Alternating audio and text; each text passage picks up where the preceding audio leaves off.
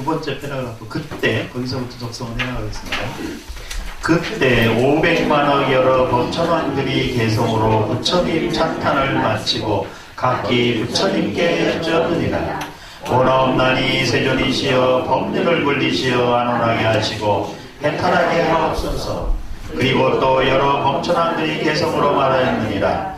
높으신 세존께서 법률을 굴리시고 강로에 미묘하신 법복을 지시며 고뇌 속에 빠진 중생께도 하사 열반의 큰 길을 열어 보여주옵소서.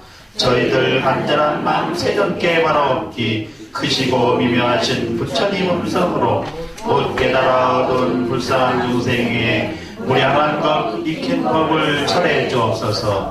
그때 대통지승열애께서 시방의 여러 법천왕들과 16방자들을 청하여 받으시고 삼전 12행의 법률을 굴리시니 사문이나 바람은 혹은 천상이나 마구이나 범천 그리고 세간에서는 능히 설하지 못하느니라. 그 연애께서 설하셨느니라. 이것이 고이며 이것이 고가모인 것이고 이것이 고이멸함이며 이것이 교를 멸하는 길이니라. 또한 넓이 12년의 법을 설하셨느니라. 무명은 행을 인연하고 행은 식을 인연하며 식은 명색을 인연하고 명색은 유기불을 인연하며 유기불은 촉을 인연하고 촉은 수를 인연하며 수는 애를 인연하고 애는 취를 인연하며 취는 유를 인연하고 유는 생을 인연하며 생은 노사우비 고뇌를 인연하느니라. 따라서 무명이 멸하면 행이 멸하고 행이 멸하면 식이 멸하며 식이 멸하면 명색이 멸하고 명색이 멸하면 유기비 멸하며 유기비 멸하면 촉이 멸하고 촉이 멸하면 수가 멸하며 수가 멸하면 애가 멸하고 애가 멸하면 취가 멸하며 취가 멸하면 유가 멸하고 유가 멸하면 생이 멸하며 생이 멸하면 곧 노사우비고뇌가 멸하느니라. 부처님께서 천상과 여러 대중들에게 이 설법을 설하실 때에 600만원 라이타 사람들이 일체 세간법의 영향을 받지 아니한 까닭으로 모든 번뇌를 벗어나서 마음의 해탈을 얻었고 모두 깊고 미미한 선정과 삼명과 육통을 얻어 8해탈을 갖췄느니라. 두 번째와 세 번째와 네 번째의 법을 설하실 때도 천만억 항아의 모래 같은 라이타 중생들이 또한 일체 세간법의 영향을 받지 않은 까닭에 모든 번뇌를 벗어나서 마음의 해탈을 얻었으며 그 후로 여러 성문대중들도 한량없고 과없어 그 수를 알 수 없었느니라. 예, 거기까지만 하겠습니다.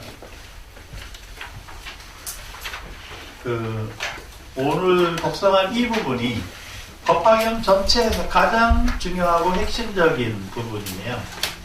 그것은 법화경이 대승경전인데 그 대승경전 속에 부처님의 핵심 가르침이 법화경 속에 뭐가 핵심 가르침이고 뭐가 그걸 구현하고 있는 것인지 비유를 들은 것인지 이걸 자세히 제대로 알 길이 없어요. 이걸 처음 읽어보는 분들은. 그런데 이제 저는 제 얘기입니다. 저는 부처님께서 말씀하신 가르침을 기록했던 초기경전을 봤어요.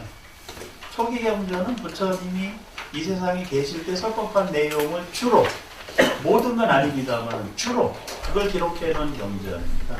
그러면 그 초기경전에 일관되게 나오는 가르침이 있습니다. 일관되게. 그리고 밑바닥에 깔려있는 가르침이 있어요. 그 초기경전에 일관되게 나오고 밑바닥에 깔려있는 가장 기본적이면서 중요한 궁극의 가르침이 바로 요거예요. 예, 지금 여기 쓰여져 있는 이 내용입니다. 이 내용을 넘어선 부처님의 가르침이 없습니다. 예, 사실은. 그러니까 이 내용을 알면 부처님의 가르침을 다 알았다고 해도 과언이 아니에요. 근데 왜 모르냐? 그것은 자기 것을 체득이 안 됐기 때문에 그렇습니다. 이 내용은 출가하신 스님들만 아시는 내용이 아니에요. 제가 볼 자도 알 수가 있습니다. 이 법화경도 그렇고 또 유마경도 그렇고 화엄경도 그렇고 능엄경도 그래요. 스님이 설주가 돼서 설법하는 내용이 아니고 지금 제가 얘기한 경전들의 공통점은 문수보살이 등장한다는 겁니다. 문수보살. 그러니까 그 부처님의 설법을 가르침이죠. 그게 부처님이 가르친 불법. 근데 그 불법을 누가 설하느냐? 문수보살이 설한다. 문수보살. 여기도 지금 문수보살이 중심을 이루고 있어요. 문수보살이 미륵보살에게 얘기하고, 또 문수보살이 뭐 정진보살에게 얘기하고, 문수보살이 키워드입니다. 이게. 그러니까 그 화엄경도 마찬가지예요. 화엄경 굉장히 방대한 경전인데 화엄경의 가르침을 끌고 나가는 주체는 문수보살이에요. 근데 그 문수보살이 부처님의 가르침을 어떤 상태에서? 선정의 상태에서. 부처님께서 들어있는 선정의 상태에 문수보살이 들어가서 불법을 깨우치는 거예요. 네. 그 선정이, 여러 선정이 있습니다. 그 선정을 다시 얘기하면 삼매라고도 하잖아요. 그래서 그 화엄경의 삼매도 세보니까 10매까지 삼매가 있는데 그 중에 가장 우리가 쉽게 익히 알 수 있는 삼매 중에 하나가 해인삼매라는 겁니다. 해인삼매. 우리 해인사라는 절 있잖아요. 해인사라고 하는 절이 화엄경에 있는 해인삼매에서 나온 말이에요. 그러니까 문수보살이 해인삼매 들어서 부처님께서 또 해인삼매 들어 계시고 그 해인삼매를 같이 체험하니까 그 속에서 저절로 법을 깨우쳐서 그리고 그것을 가지고 대중들에게 얘기했다. 이 얘기는 여러분이나 저도 마찬가지로 그 문수보살이 되어서 그런 삼매를 체험하고 그 속에서 부처님의 가르침을 체득할 수 있다는 얘기고, 그것은 과거, 현재, 미래의 모든 부처님 세계도 똑같다라는 거예요. 모든 부처님의 세계, 부처님들이 법을 전해주는 상황도 똑같다는 겁니다. 그래서 이 문수보살이 깨우친 부처님의 해인삼매 또는 선정삼매에 들어서 깨우친 가장 중요한 가르침의 핵심은 뭐냐? 그게 오늘 있다는 거. 그게 이제 일단 써놓고 보면, 요거 해인삼매는 화엄경 얘기고, 화엄경 얘기고. 우리가 지금 공부하는 건 법화삼매입니다. 법화삼매. 근데 그 법화삼매에서 얘기하는 그 해인삼매나 법화삼매는 같아요. 표현이 다른 거지. 똑같습니다. 그럼 법화삼매에서 공부하는 첫 번째가 지금 그 공부한 것 중에 가장 핵심인 3전 12행. 이게 첫 번째. 두 번째는 12연기법. 12연기법.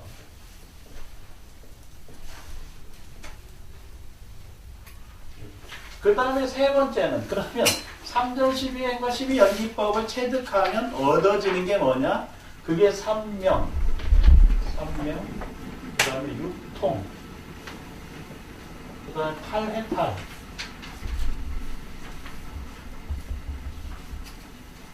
이건 삼명, 육통, 팔해탈. 딱 지금 요렇게 써놨어요. 이게. 근데 이 내용이 어디에도 있다? 초기경전에도 있다. 이 내용이 어디에 있다? 유마경에도 있다. 이 내용이 느엄경에도 있다. 화엄경에도 있다는 거예요. 이게 계속 이거 반복하고 있습니다. 그러면 이제 여기서 3전 12행이라고 하는 건 뭘까? 그 3전 12행의 이제 3전이 이제 거기에 각주에 있어요. 하나가 맞아요. 시전. 한자로 쓰니 좋습니다. 이게 한자로 써놓는 이유는 한글만 써놓으면 나중에 오해가 생길 수 있어요. 그래서 한자로 써놓고 이해를 하시라고. 그러니까 한자로 써놓은 걸 보면은 오래 읽지 않아요. 한자만 보면 그 의미를 알 수가 있기 때문에. 권전, 증전.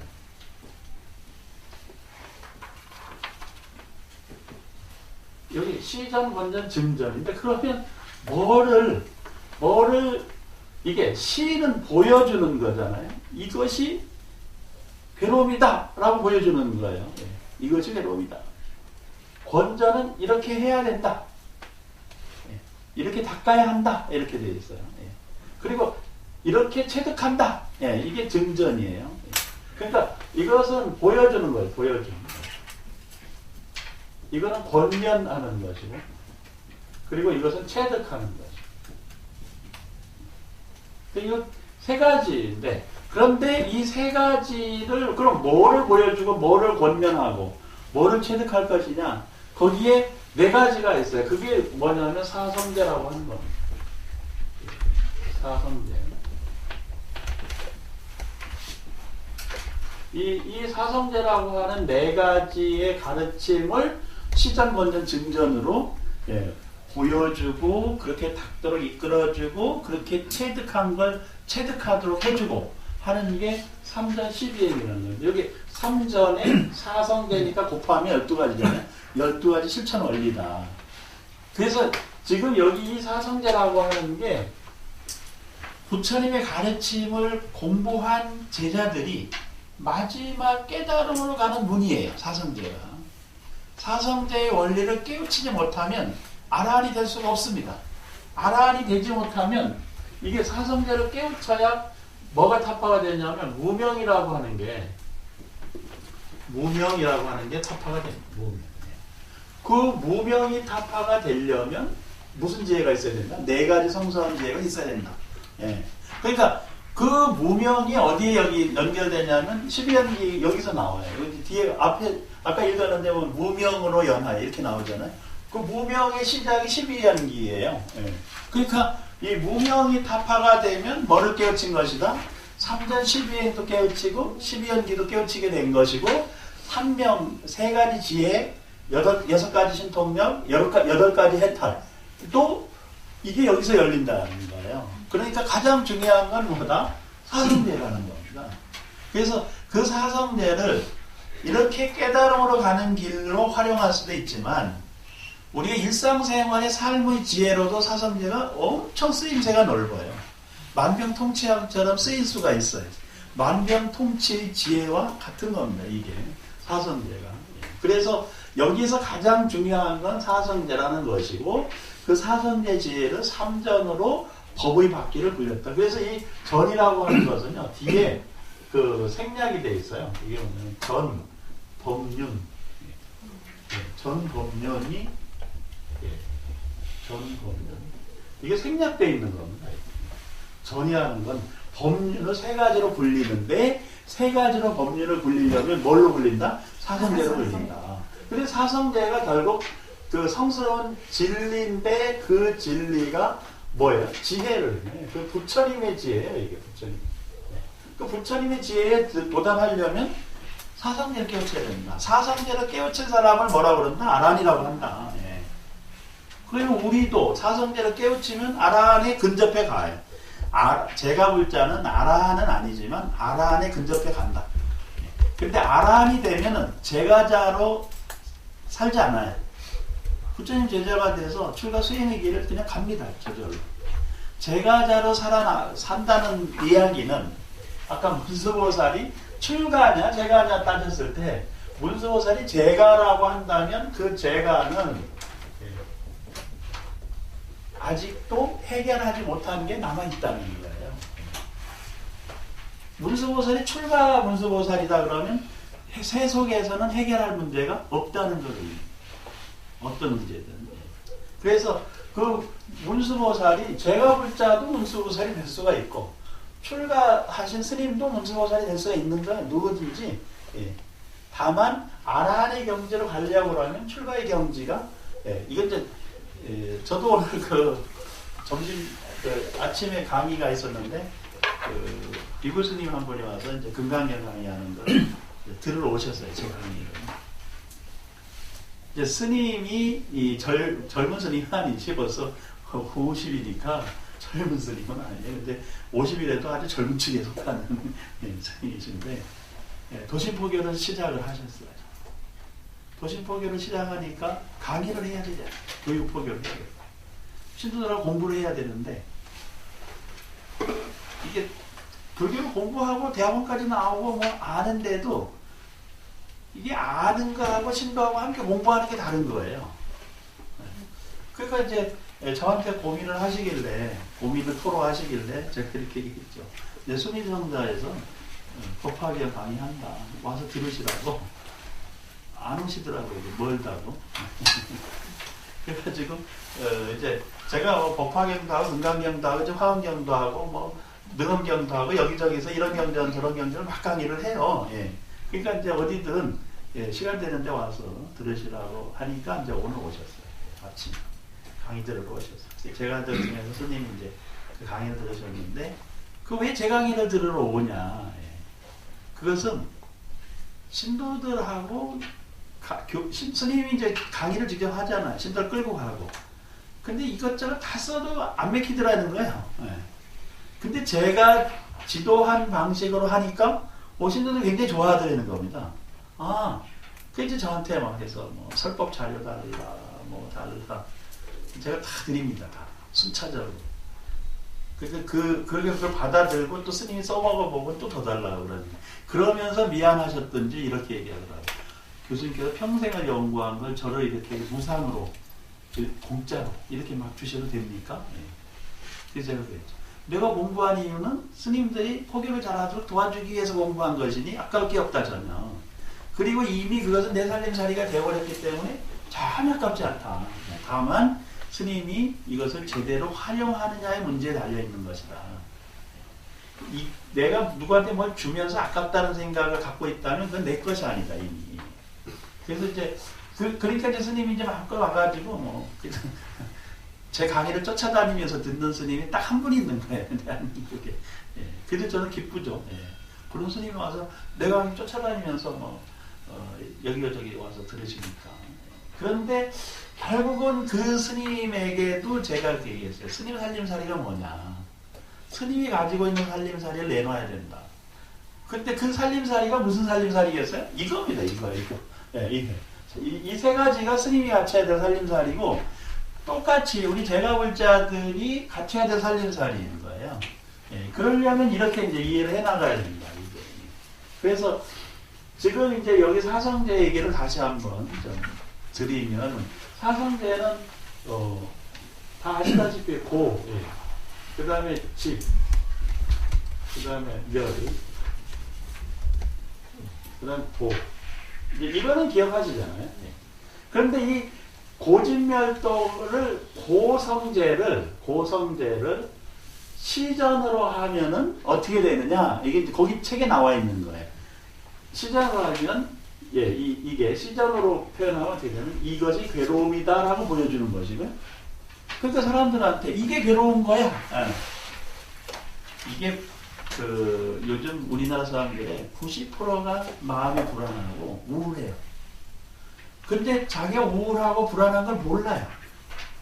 그래서 우리 거사님들도 그 미래에 대한 불안과 과거의 족쇄로 인해서 오는 우울, 이게 쌓여있는 거예요. 네. 그래서 이것을 자극시키면요 토로가 되게 돼 있어요. 그래서 우리 거사님들 소주 한잔 넣고 이런저런 얘기하다 보면 다 나와요. 이제 옛날 얘기부터. 예. 그리고 그 옛날 얘기부터 나와서 미래에 대한 불안감으로 가게 되어 있는 거예요. 그러니까 우리는 삶에서 두 가지 문제의 괴로움이 직면해 있다. 예, 과거의 족쇄로부터 일어나는 괴로움이죠. 예. 그 다음에 미래의 불안감, 미래의 어두운 현실로부터 엄습해오는 그 불안감. 예. 그 두 가지가 그러니까 과거의 족쇄에서 오는 슬픈 마음이 우울로 나타나고 미래의 암울한 그 미래상이 이제 우울로 나타나는 거예요. 예. 그리고 그게 불안으로 등장을 합니다. 그러니까 우리들 마음의 내면에 두 가지 다 우울감, 불안감. 예. 이게 호르몬에도 영향을 미치고 일상생활에 굉장히 영향을 미쳐요. 그게 이제 뭘로 나타나느냐? 분노로 나타납니다. 화. 그래서 이제 자기를 잘 조절을 못하고 또 어려서 성격 형성 과정에 뭔가 애착이 잘못 형성되잖아요. 그러면 바로 이제 폭력적입니다. 근데 그 폭력이 누구한테 나타납니까? 가장 받아줄 만한 사람, 가장 가까운 사람. 누구예요? 부인이나 엄마. 그러니까 엄마는 엄마를 폭력을 저지른 사람 아직은 포로 자식이고 대개는 이게 와이프가 남편. 근데 그게 무슨 뭐 그 영어로 표현하면요 와이프 비팅이라고 합니다. 제가 우리말 쓰기 싫어가지고 아내를 때리는 와이프 비팅이라고 영어로는. 그 와이프 비팅이 일어나는 게 투사돼가지고 나타나는 거예요. 근데 이제 뭐 여기 거사님들이요 그러진 않죠. 예, 전혀 그렇진 않은데 그런데 마음속에 그거는 잠재하고 있다. 그러다 언제나 터지고 그게 이제 병이 되고 이렇게 나타나는. 예, 그러니까 사실은 그게 누군가를 만나면요 이게 괴로운 거야.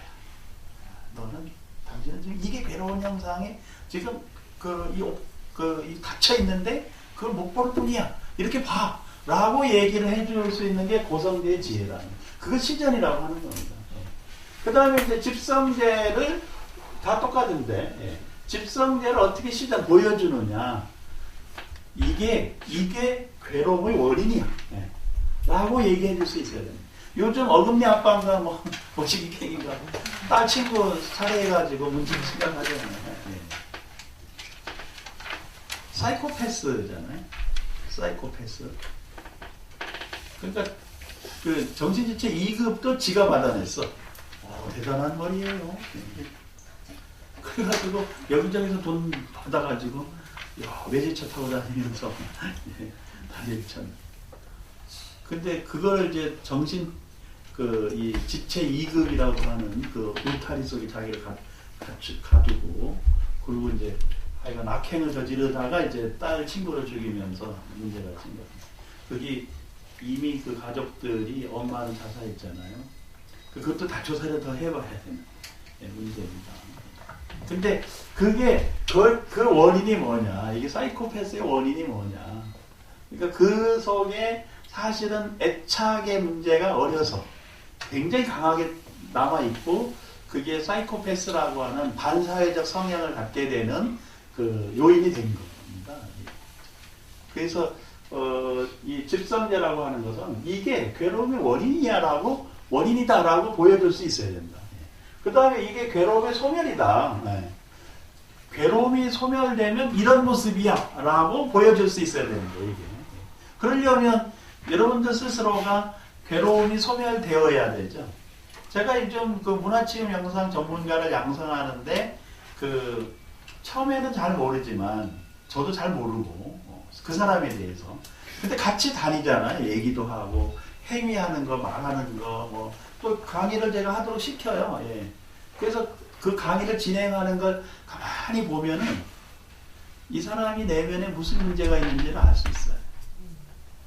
더구나 저는 또 뭐를 찍냐면 사진을 찍거든요. 이 사진을 찍으면 얼굴이 드러나게 돼 있습니다. 아무리 제가 지금 방글방글 웃으면서 계속 있어도 2시간 동안에 계속 이 표정으로 있겠어요. 그렇지 않고 어느 순간에 스쳐가는 그림자가 있어요. 그걸 보게 됩니다. 그래서 제가 그 문화치유 영상 전문가로 이제 활동하려고 하는 사람들에게 계속 이 얘기를 하죠. 당신의 문제가 치유가 안 되면 다른 사람의 문제도 치유될 수 없다. 당신의 문제를 스스로 보지 못하면 다른 사람의 문제도 볼 수가 없다. 이렇게 얘기를 합니다. 그래서 이게 이제 멸성제라고 하는 건 지금 우리로 얘기하는 치유가 된 겁니다. 치유가 된 것이다. 그래서 그 치유가 되려면 어떻게 해야 되냐? 실천해. 이것이 도성제다. 그 실천하는 것을 보여줘야 된다. 그래서 3전의 시전이 고집멸도로 나타나니까 4가지가 형성이 된 거죠. 그 다음에 이제 권전은 이 괴로움은 치유해야 된다는 거예요. 소멸시켜야 된다. 이 괴로움을 반드시 알고 그리고 원인을 파악해서 그것을 소멸시키고 실천하려면 이렇게 해야 된다. 뭐 해야 한다라고 해야 한다. 꼭 해야 한다. 라고 표현하는 것이 권전이다. 권전. 그러니까 사람들이 자기 문제를 스스로 알고 해결할 수 있어야 되고 그래서 치유가 되어야 되는 거죠. 그게 이제 그 치유되도록 실천하도록 원인을 분석하도록 그 다음에 현상을 관찰하도록 시키는 거예요. 권면해야 된다. 그게 권전입니다. 그러니까 이제 마찬가지로 여러분들이 누군가에게 부처님 법을 전해주려면 이렇게 얘기를 해야 되는 거죠. 당신이 가지고 있는 괴로움은 이런 거. 이 괴로움은 반드시 소멸될 수 있고 변할 수 있는데 그렇게 하려면 이렇게 해야 된다. 예. 이렇게 얘기를 해줘야 되는 거예요. 구체적으로. 근데 그게 이렇게 해야 된다라고 하는 그게 자기 살림살이에요. 그래서 오늘 제가 그 스님에게도 스님 살림살이는 뭡니까? 스님 살림살이 내놓으세요. 그 스님 살림살이가 스님 나름대로의 해법이잖아요. 어떤 스님들은 기도 열심히 하락하고 그것도 해법이에요. 어떤 스님들은 참선 열심히 하락하고 어떤 스님들은 천도리 열심히 지나가고 뭐 어떤 스님 열심히 공부하락하고 예. 뭐 방법이에요. 어떤 스님들은 열심히 복덕을 지으락하고 사실 그거 다 해법입니다. 해법. 예. 그러니까 그런데 그게 뭐냐? 한마음 선언이라고 하는 것에 대행 그 비구니 큰 스님이 계셨잖아요. 그 스님은 해법이 뭐냐면 한마음이라는 해법을 내놓은 거예요. 한마음이라는 해법을. 그래서 그 한마음이라는 해법을 가지고 많은 사람들 제도하니까 거의 한 20만 명 신도가 생긴 겁니다.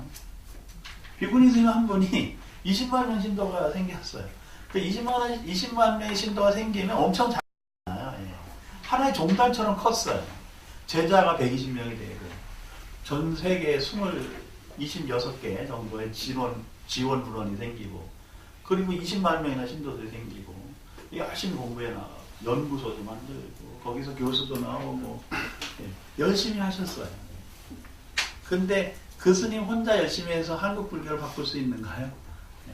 그런 스님이 계속 나와야 되는 거죠.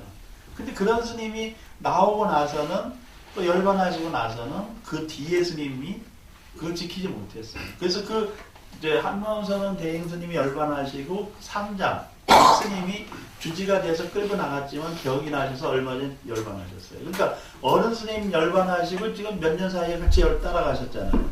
그래서 이제 공백이 생긴 거예요. 그러면 세 번째 주지 스님이 이제 그걸 다 법을 잘 이어서 가면은 발전을 하는데 그게 이제 갈림길인 거예요. 그래서 근데 이 세 번째 이제 한마음선언 주지를 하시는 스님께서 대행 스님의 법과 뭐 이런 걸 잘 알고 그것을 잘 갈무리하면서 자기의 살림살이로 덧붙여서 가면은 발전을 하는데 그렇지 못하면 어떻게 되겠어요? 소멸이 사라집니다. 그래서 3대 스님이 굉장히 중요한 역할을 해요. 2대 스님은 거저 어른 따라다니면서 고생하다 열반하시고 3대는 이제 덕을 본 스님이거든요. 그러면 자기 살림살이가 확고해서 그걸 내놔야 되는 거예요.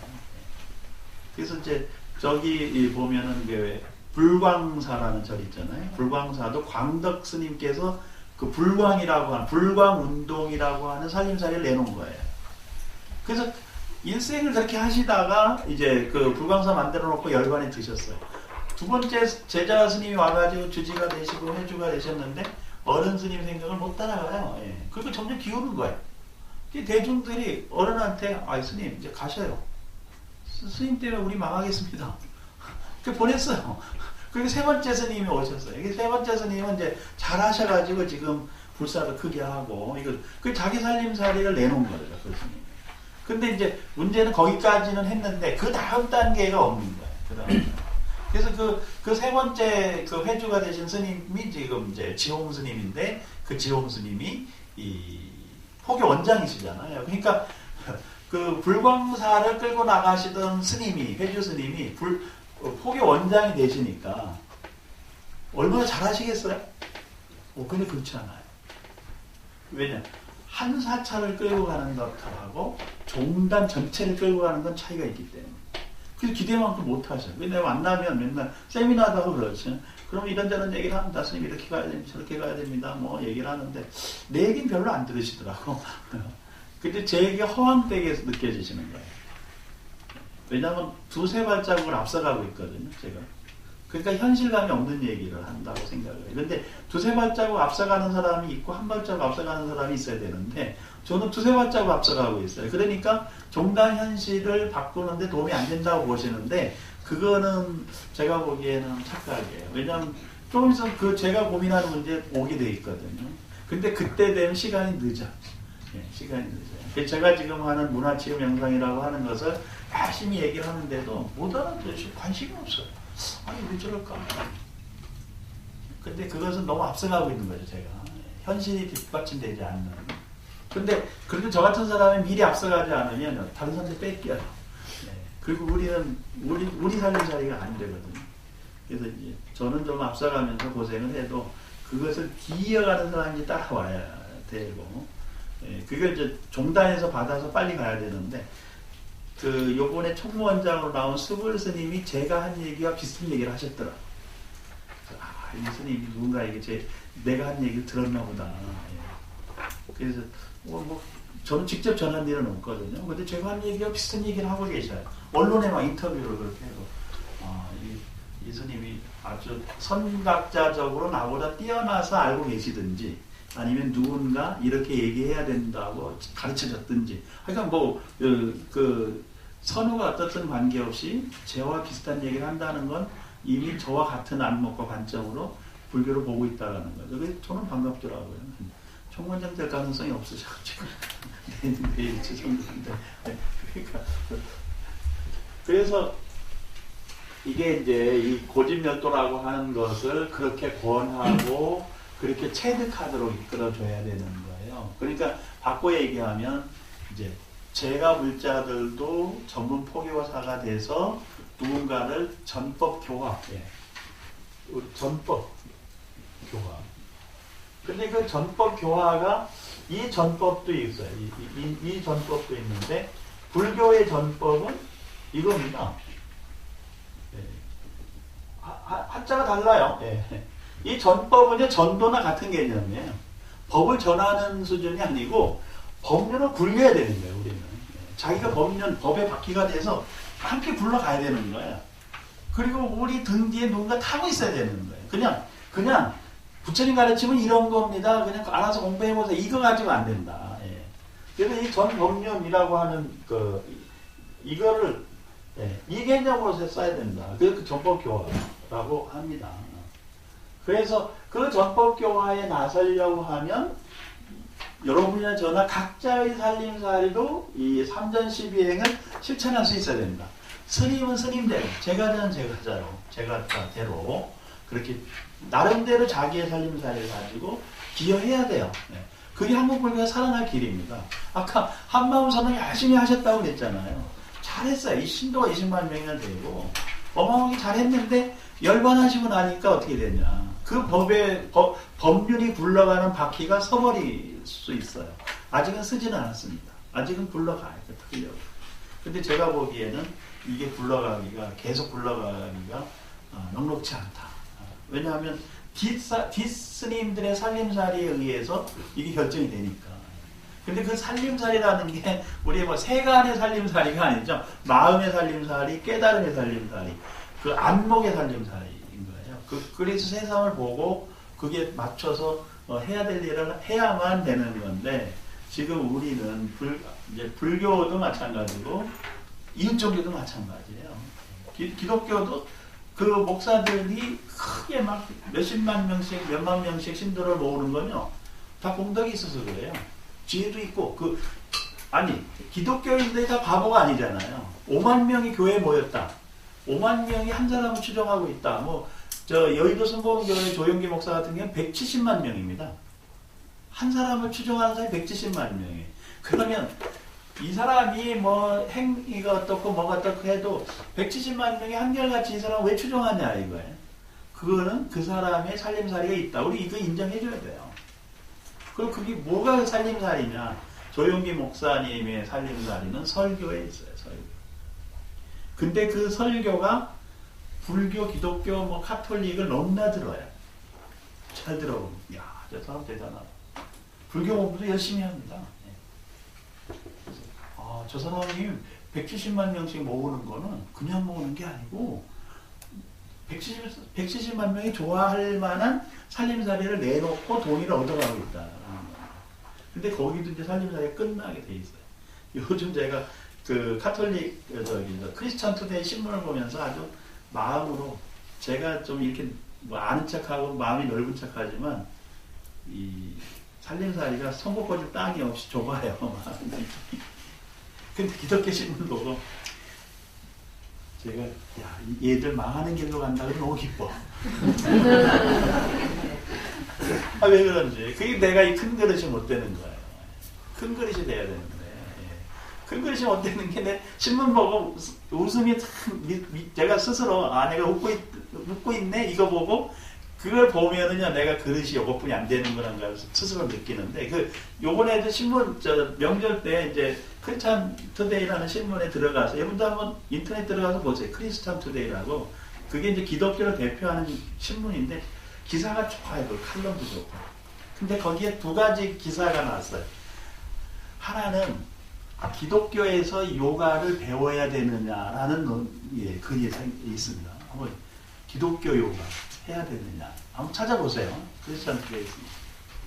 결론은 뭐냐. 하면 안 된다는 거예요. 근데 내가 웃었지. 그래. 하면 안 되지. 하면 너희들이 너무 흥해.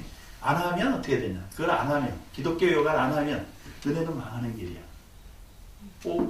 왜 그런지 모르시죠? 지금 그 요가의 가장 핵심 용어가 뭐냐면 치유예요. 치유. 요가는 육체적인 치유, 정신적인 치유. 그래서 그 요가의 두 가지 유형이 있어요. 하나는 하타 요가, 또 하나는 쿤달리니 요가. 두 가지가 있습니다. 근데 하타 요가도 둘로 나눠져요. 이게 하는 태양이고 타는 달이에요. 그래서 하타 요가는 이제 좀 적극적인 능동적인 그런 그 행위 요가고, 쿤달리니 요가는 명상 요가입니다. 이게. 그래서 우리가 미용으로 왜 이효리가 막 이렇게 뭐 물구나무 쓰고 막 하는 거 있잖아요. 그건 하타 요가에 해당돼요. 하타 요가. 근데 명상으로 가는 건 쿤달리니 요가예요. 그러니까 이 기독교인들이 이거 다 알더라고. 얘들도 공부를 했어요. 그러면서 이 요가를 하면은 힌두교화 된다. 이렇게 얘기를 하는 거예요. 힌두교화 된다. 근데 요가를 한다고 힌두교화 되겠어요? 물론 그 속에는 힌두교적 이념이 있는데 이걸 배제하고 벗겨낼 줄 알아야 되잖아요. 그거 응용할 수 있어야 되는데 지금 요가가 얼마나 인기입니까? 아시죠? 예, 저기 그 헬스 가도 전부 그거 요가하고 뭐 그냥 동사무소에서도 요가하고 요가가 다 써붙여져 있는 상황인데 그러면 대중들이 왜 그거에 그 몰입을 하고 그렇게 열심히 배우려고 할까요? 저는 그 요가의 장점이 있는 것이다. 그런데 이제 요즘 하는 시중의 요가는 대부분이 하타 요가, 건강, 육체적 건강, 정신적 건강 증진을 위한 요가입니다. 하타 요가 쪽인데 쿤달리니 요가로 가면 이제 명상으로 들어가는 요가를 하게 되죠. 근데 그것을 굉장히 두려워하더라고요. 기독교 쪽에서. 그래서 요가를 하면 안 된다라는 게 논지야. 근데 그거를 보고 웃었다니까. 그래, 요가를 하면 안 되지. 요가를 하면 너네가 너무 발전해. 요가를 안 해야 너네가 빨리 망해. 그게 첫 번째고요. 두 번째는 뭐냐면 그 교회 밖에도 구원이 있다. 교회 밖에도 구원이 있다. 하느님만 믿고 예수 그리스도에 의지해야만 구원받는 게 아니고 예수 그리스도를 믿지 않아도 구원받을 수 있다. 이거 제 얘기가 아니고 미국의 아주 유명한 기독교 장로회 소속 교회에 엄청 유명한 목사가 한 말이에요. 그것 때문에 지금 한국 기독교가 또 발칵했어요. 미국에서도 엄청난 논쟁이 벌어지고 있습니다. 교회 밖에도 구원이 있다는 겁니다. 그러니까 그게 얘기는 뭐예요? 불교를 믿어도 기독교인 표현으로 불교를 믿어도 구원받을 수 있다는 거예요. 이게 기독교식으로. 우리는 그런 구원은 받고 싶어 하지도 않죠. 그런 구원은 없어도 돼. 근데 우리는 그런데 걔들은 아니 교회 밖에도 구원이 있어? 그럼 불교를 믿어도 힌두교를 믿어도 자이나교를 믿어도 이슬람교를 믿어도 구원받을 수 있다는 거야? 이게 지금 그 얘기잖아요. 근데 교회 밖에도 구원이 있는데 그 덧붙여서 말하기를 그 하나님은 기독교인이 아니다라고 얘기를 했어요. 이 얘기 듣고 저는 깜짝 놀랐어요. 저런 식견 있는 목사가 있어? 부처님은 불자입니까? 부처님은 불자입니까? 그러니까 이게 지금 그건 불교에는 옛날부터 한 얘기예요. 부처님 불자가 아니다.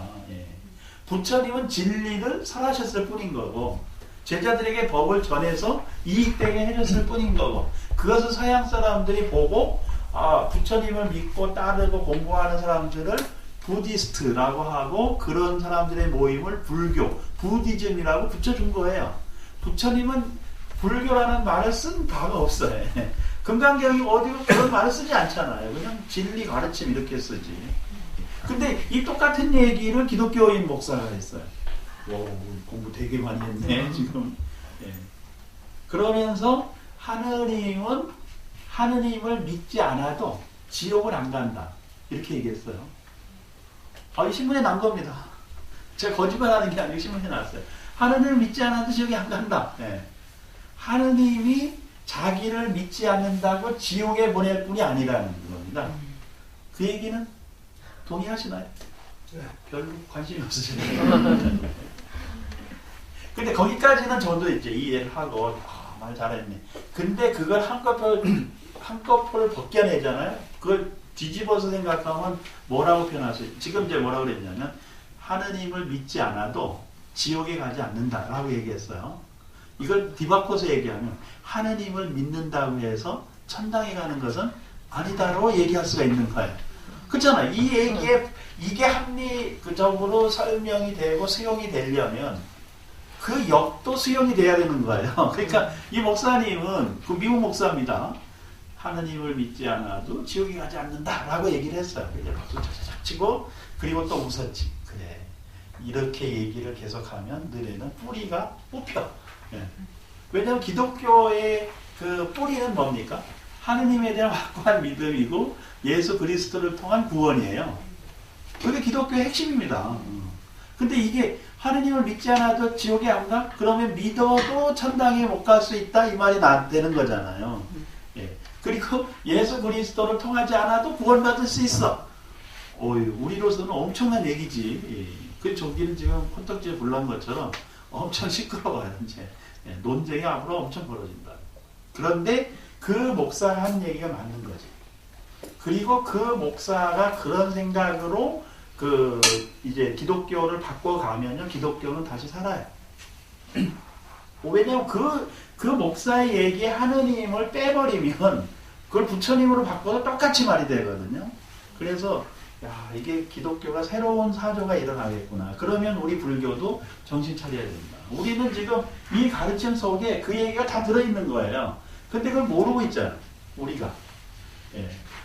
이런 얘기를 듣기 전까지 모르고 있단 말이에요. 그러니까 그래서 이제 이 지금 고진멸도 사성제를 시전건전 증전으로 설명해낼 수 있는 법륜을 굴릴 수 있는 전법교화에 나설 수 있는 그런 살림살이를 갖춘 제가불자도 여기 제가문수보살도 나오고 그 다음에 출가문수보살도 나오고 근데 그게 문수보살은 지혜만 상징하는 지혜가 주로 그 상징되는데 보현보살이 또 있잖아요.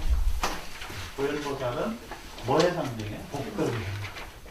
그러니까 출가든 재가든 지혜와 복덕을 갖추려고 하면 뭐가 꼭 필요하다? 일구성전시비행을 알고 실천해 갈 수 있어야 된다. 제가 오늘 점심때 같이 식사를 한 스님이 이 고민은 2년 동안 포교를 했는데 신도가 10명이에요. 2년 동안 포교. 스님이 저한테 요즘 제가 포교에 넣은 적이 없나 봐요. 2년 동안 열심히 했는데 핵심지도 10명뿐이 안 됩니다. 그래서 제가 물었어요. 지금 적전하고 있으니까 상당 유지가 되고 있습니다. 빚은 안 지고 있다. 그래서 다행입니다. 적자가 안 나고 빚을 안 지고 있다면 스님은 희망이 있는 거예요. 신도는 어느 틈인가 확 늘 수 있습니다. 그때까지 견뎌야 됩니다. 예, 그때까지 견뎌야 됩니다. 그러니까 지금 10명뿐이 안 된다고 해도 너무 걱정하지 마세요. 어느 틈인가 는다. 어느 틈인가. 그 버티셔야 된다. 언제가 될까요? 제가 점쟁이가 아닙니다. 내년까지 됩니다. 내후년까지 됩니다가 아니고 네. 그거 점쳐서 될 문제가 아니라 뭐에 맞춰져 있어요? 스님의 살림살이에 맞춰져 있는 거예요. 스님의 그릇. 그게 신도가 10명뿐이 안 오는 건 스님의 그릇이 아직 10명뿐이 못 채우고 있다는 거고 100명으로 늘어나려면 스님의 그릇이 100명을 채울 수 있는 그릇이 넓어져야 되는 거예요. 살림살이가. 그거를 그렇다고 그렇게 직접 노골적으로 얘기할 수는 없잖아요. 스님은 10명뿐이 신도를 포기할 수 없는 마음의 그릇을 가지고 있습니다. 이렇게 얘기할 수는 없는 거 아니에요. 그럼 또 좌절할 수도 있고 에이 그러면 뭐 큰 자리에 가서 소임이나 가야 되겠다. 그것도 큰 문제잖아요. 그러니까 그렇게 얘기하면 안 되고 제가 하는 얘기는 이제 어느 틈엔가 신도가 확 늘어가는 특이점이 옵니다. 특이점. 그 특이점까지는 버티시면 됩니다. 그게 뭐 내년이 됐든 내후년이 됐든 5년이 됐든 지나든 간에 그 특이점이 오는데 그 특이점의 그 분수령을 만들려고 하면 터닝 포인트, 전환점을 만들려고 하면 스님의 살림살이가 확 커져야 됩니다. 이 얘기는 했어요. 그래서 오른쪽에 굉장히 고민하실 거예요.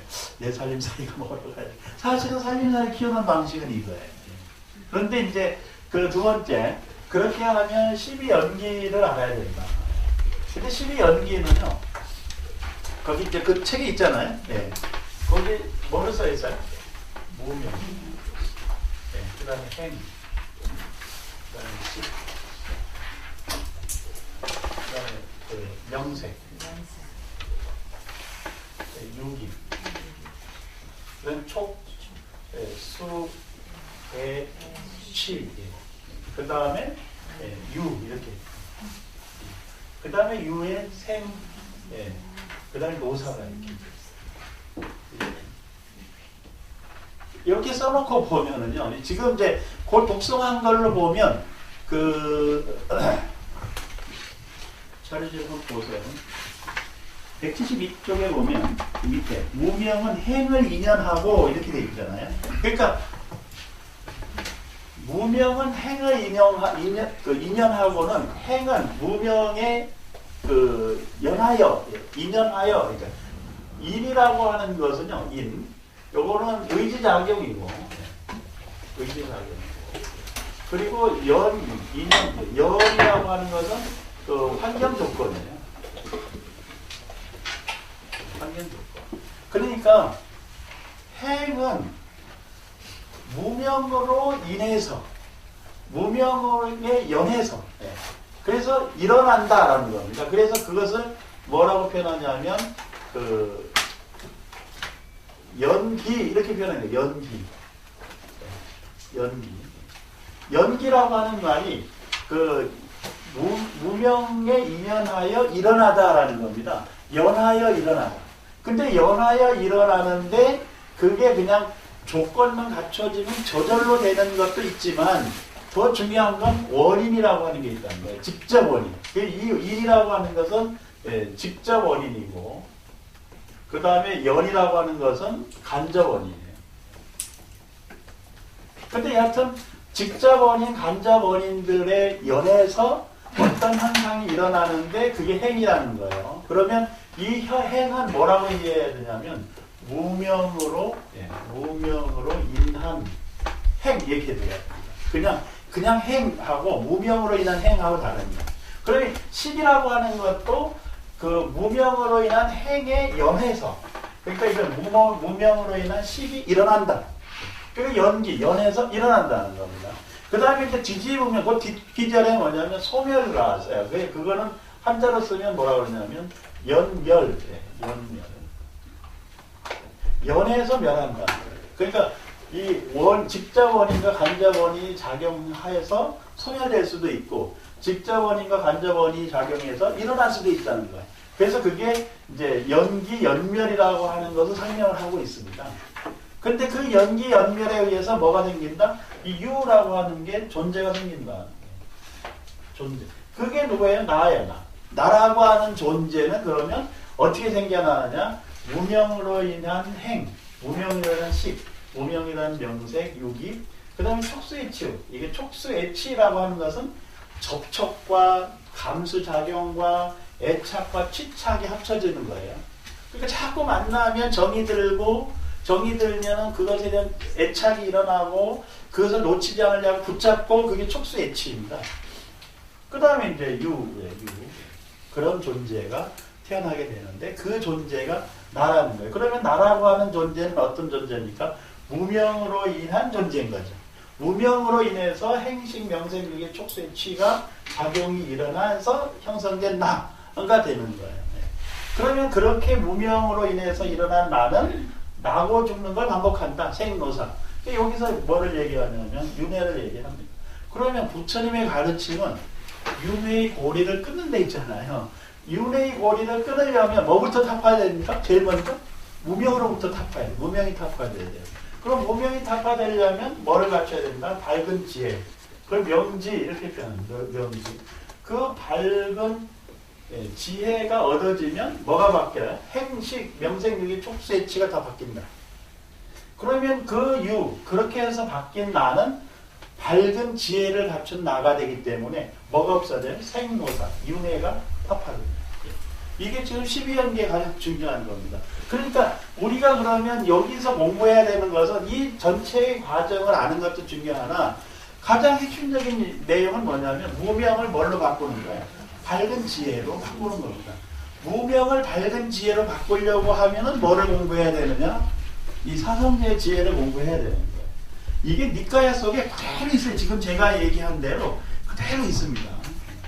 그러니까 결국 12연기를 체득한다는 얘기도 그것은 무명이 타파돼서 밝은 지혜를 갖추는 것인데 더불어서 그렇게 되려면 사성제를 3전으로 굴릴 줄 알아야 그렇게 될 수가 있는 겁니다. 지금 그걸 설명하고 있어요. 그래서 이제 지금 이 가르침이 가장 어려운 부분이고 그리고 모든 경전에서 전부 이걸 설명하고 있어요. 그러니까 화엄경을 공부해도 이것만 알면 화엄경 공부가 끝나요. 능엄경을 공부해도 이걸 알면 끝나요. 근데 이게 이해가 안 되니까 끊임없이 이 경전도 하고 저 경전도 하고 계속 하는 겁니다. 우리가 왜 법화경을 공부하겠어요? 이거 배우려고 하는 겁니다. 이거. 법화경에 뭐 여러 가지 얘기가 있는데 그것은 전부 방편설이고 가장 핵심은 이거를 체득해서 자기 살림 사이로 갖춰가야 돼요. 여러분이 저나 이걸 가지고 자유롭게 누구를 만나든 그 사람이 가지고 있는 어려움이나 괴로움이나 그 문제들을 직시하고 관찰하고 그리고 벗어날 수 있도록 도와주고 그리고 함께 신행활동을 하도록 하고 이게 이제 우리가 법륜을 굴리는 방식이다. 부처님의 법은 그렇게 2700년 동안 굴려져 온 겁니다. 그 지금도 굴려져 가고. 그래서 제가 사실은 이제 내일 총무원장 선거하고 근데 사실 총무원장 선거에 그렇게 기대를 안 걸어요. 누가 되셔도 종단을 바꿀 수가 없어요. 종단을 바꿀 만한 큰 인물이 나려고 하면 이걸 깨우쳐서 자기 나름대로의 화두로 던지고 그리고 사람들 끌고 가야 되는 분들이 나와야 되는데 지금 그런 화두를 던져서 종단을 끌고 나갈 만한 분이 있다면 총무원장에 안 나오시겠죠? 총무원장에 나온 스님들이 결코 레벨이 낮은 스님이 아닙니다. 지금 설정큰 스님만 해도 종정 레벨이에요. 근데 총무원장에 나오시는 거예요. 그게 다들 좀 뜨악해. 아니 종정이 되실 분이 왜 총무원장이시지? 조금 있으면 종정이 되실 분인데 그만큼 심각하게 느끼셨나요? 정단을. 스물 스님은 그 가마선으로 엄청 포기를 하신 분이에요. 네. 그리고 정말 사심 없이 신도 같은 갖다 주는 돈을 전부 불교를 위해서 막 여기저기 다 쓰신 분입니다. 수백억을 쓰셨어요. 네. 지금까지 수백억을. 자기가 챙겨가지고 했으면 저를 어마어마하게 여기저기 줬을 거라. 근데 그거 안 하고 다 갖다가 뭐 동국대 뭐 저기 봉암사 뭐 해가지고 다 갖다 줬어요. 우리 승가대 지원했습니다. 열심히 하셨어요. 공덕은 커. 근데 그것으로 종단을 바꿔갈 수 있다면 이미 바뀌었지. 종단은 돈으로 바꿀 수 없어요. 지혜로 법으로 전법륜으로 법륜을 제대로 굴려서 전법 교화로 종단을 바꾸지 종권으로 종무행정으로 종단 절대로 바꿀 수가 없습니다. 예. 그래서 종단은 모든 종교는요 절대로 바뀌지 않습니다. 언제까지? 망할 때까지. 망해야 돼. 그래서 저게 정도 거듭나야 돼 이제. 예. 그래야 거듭나야 이제 새로운 발전이 되지. 현 상황을 바꿔서 절대로 바뀌지 않아. 그래서 그 카톨릭도 보면요, 중세 그 유럽에서 그 종교 개혁이 일어날 때 거의 소멸지경에 갔어요. 소멸. 예. 다 소멸지경에 갔습니다. 그리고 카톨릭의 그 유럽에 있는 성당들이 다 문을 닫고 신부 수녀들 다 도망가고 있습니다. 그러다가 종교 개혁이 일어나서 개신교가 막 일어났어요. 이때 완전히 망했는데 그때 카톨릭이 다시 살아나네. 카톨릭이 살아난 것은 그 교황의 권위가 아니고 그 카톨릭에서도 수사 수녀가 있잖아요.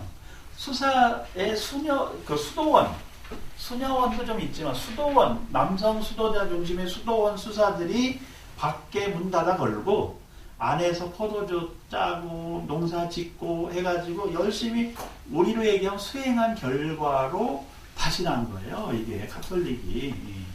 다 망했던 종교입니다. 근데 다시 일어난 거는 그 카톨릭에 정말 밖에 관심 안 두고 열심히 그 하느님의 뜻대로 살아간 헌신적인 수사가 있었기 때문에 도로 살아난 거예요. 지금도 한국의 카톨릭도 그분들이 일깨워가고 있어요. 그래서 완전히 망했다가 새로 태어났다 이렇게 보면 돼요. 카톨릭에서 뭐가 나왔어요? 성공회라고 영국 성공회가 나왔습니다. 그리고 영국 성공회에서 또 뭐가 나왔어요? 감리교가 영국 성공회에서 나왔어요. 존 웨슬리라고 하는 그 감리교를 창시한 사람이 있어요. 존 웨슬리. 아버지가 영국 성공회 사제입니다. 영국 성공회 사제의 12번째 아들이 그 존 웨슬리예요. 네. 모르셨죠 이거? 네. 종교개혁을 한 루터도요. 루터라고 하는 사람 아시죠? 마틴 루터. 네. 그 루터도 사실은 카톨릭 사제입니다. 카톨릭 사제. 근데 카톨릭 사제로 살다 보니까 카톨릭이 이게 부패해가지고 면죄부 하나 먹고 카톨릭이 해야 되면 하면 안 될 짓을 계속 하고 있거든요. 그러니까 95개족 그 교회 문화에다 써붙이고 나와라 교황 나하고 토론하자. 이 뭐 당신들 뭐가 잘못됐냐? 그 교황이 면죄부 팔아먹는다고 죄가 없어지는 게 아니다. 예. 면죄부 산다고 천당 가는 것도 아니고 연옥 가는 것도 아니다. 연옥이 있느냐? 예. 너 가봤냐? 예. 이게 95개조에 들어있어요. 그러니까 카톨릭에서 이 사람 죽이려고 종교재판을 열었어. 그 종교재판에 갔다가 보니까 자기가 죽을 것 같거든요. 네덜란드 도망갔어요. 도망가가지고 수녀 26살 어린 수녀가 데리고 살아가지고 아이를 6이나 낳았어요.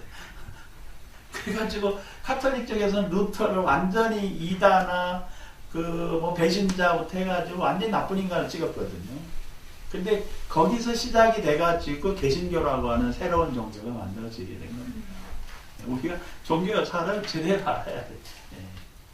그래서 어쨌든 이제 이 카톨릭도 그렇고 이제 개신교가 만들어진 지가 500년이 됐어요.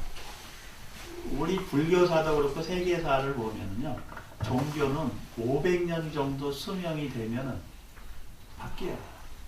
네, 바뀌어요. 그 얘들도 바뀔 때가 됐어. 꽃이 너무 폈어. 꽃이 너무 피면은요, 뭐가 약해집니까? 뿌리가 약해진다는 거 아시나요? 대나무가 꽃 피면 죽는 거 아시죠? 네. 대나무는 꽃이 피면 죽어요. 꽃이 핀 대나무는 다 죽습니다. 예외가 없어요. 다 죽어요. 그래서 그 꽃이 핀 대나무는 이제 그 대나무를 뿌리째 다 뽑아가지고 다 태워버려야 돼. 그리고 살아남은 대나무 먼데 있는 것 갖다 씌워놓으면 또 그만큼 번창을 해요. 그러니까 꽃이 핀 대나무는 다 죽습니다. 종교도 꽃이 너무 펴버리면 어떻게 된다? 망하는 길로 간다. 예, 똑같다. 예, 그래서 그 기독교도 굉장히 이제 세계적으로 꽃이 폈어요. 역할을 다 했죠. 생명이 다 했습니다. 그래서 개혁이 돼야 돼. 거기도. 그래야 살아남고 그렇지 않으면 소멸해 갑니다. 완전 소멸은 아니구나. 불교도 보면 부처님께서 후 500세라고 얘기했죠. 그래서 후 500세. 금강경에 나오잖아요. 후 500세가 500년마다 500년마다 5번 얘기해요. 그러니까 불교도 보면 500년마다 변화가 와요. 그 다음에 기독교도 500년마다 꼭 뭐 500은 아니지만 450년, 550년 왔다 갔다 하지만 그 시기쯤 변화가 오는데 지금 변화가 올 시기가 됐어요.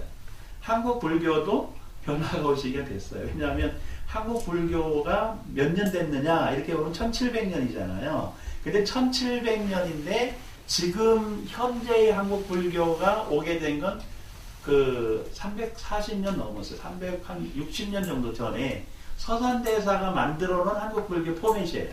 그 스님들 옷도 그때 만들어 놓은 옷을 그대로 입고 지금 공부하는 것도 그때 만드는 교재 그대로 공부하고 있거든요. 그래서 이제 이게 지나면서 바뀌어야 되는 거예요. 변화하고. 변화하고 바뀌지 않으면 어떻게 된다? 소멸된다. 그러면 새로운 불교가 일어나야 되는데 이제 그 새로운 불교를 우리 순위정사 스님들이, 신도님들이 지금 새로운 불교를 일으키고 있는 거죠. 네, 엄청 기대를 하고 있습니다. 입천 불교를 바꾸고 있잖아요. 바뀌어야 돼. 그러니까 이게 이제 저만이란 고민을 하느냐 봤더니 이웃 종교가 다 고민을 하고 있고 다 발버둥치고 있어요. 그런데 우리는 그러고 보면 너무 행복한 거예요. 너무 행복해요. 이 법화경도 부처님이 열반하시고 500년 만에 나온 겁니다. 500년 만에 부처님이 열반하시고 500년 만에 책으로 나온 거예요. 이게 큰 변화가 생긴 거죠. 그래서 지금 여기 이 세 가지 중에서 두 가지를 공부했어요. 삼생 12연기 이제 이해하시겠죠? 예, 모르시면 이 책 계속 읽어보시면 예, 나옵니다. 예. 좀 쉬었다가 3년 6통 8회차 공부하겠습니다. 말씀을 드려가지고 다 아시는 얘기인데 간단히 요약해서 말씀을 드리면 그 3년은 이게 세 가지 명이라고 하면 비드야 비드야라고 하는데 이것은 이제 지혜를 보여요. 그 세 가지 지혜인데 그 세 가지 지혜가 우리가 일상적으로 굉장히 궁금한 것과 연관이 되어 있죠. 하나가 숙명명이라고 하는 이거는 과거에 대한 지혜입니다. 과거에 대한 숙명. 그 다음에 두 번째가 천안명이라고 하는 지혜인데 이것은 미래에 대한 지혜예요. 제가 어느 전에 강의를 가는데 거사님 한 분이 세상 모든 건 숙명적으로 이게 그렇게 되게 돼 있다고 강조를 하시면서 자기는 그렇게 되어 있는 숙명의 흐름을 안다는 거예요. 그래서 본인이 IMF가 온다 이렇게 말했더니 IMF가 왔다는 겁니다. 그리고 북핵위기가 온다 이랬더니 북핵위기가 왔다는 거예요. 이미 IMF나 북핵위기가 정해진 숙명이라는 겁니다. 자기는 그 숙명의 흐름을 알고 있다는 거예요. 대단하죠? 네. 그러면서 자기는 입을 열기가 싫대. 왜냐하면 자기가 입을 열면 다 이루어지니까. 네. 누가 죽는다 그러면 죽는다는 거예요. 그게 이제 이미 그 현재 문제는 숙명으로 결정되어 있다고 보는 숙명론자입니다. 그분은.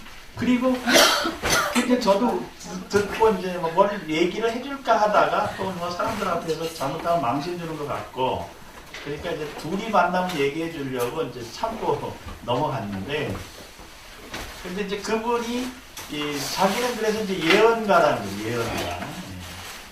그러면서 자기가 예언하면 다 된다는 거예요. 근데 왜 그게 예언이 맞느냐?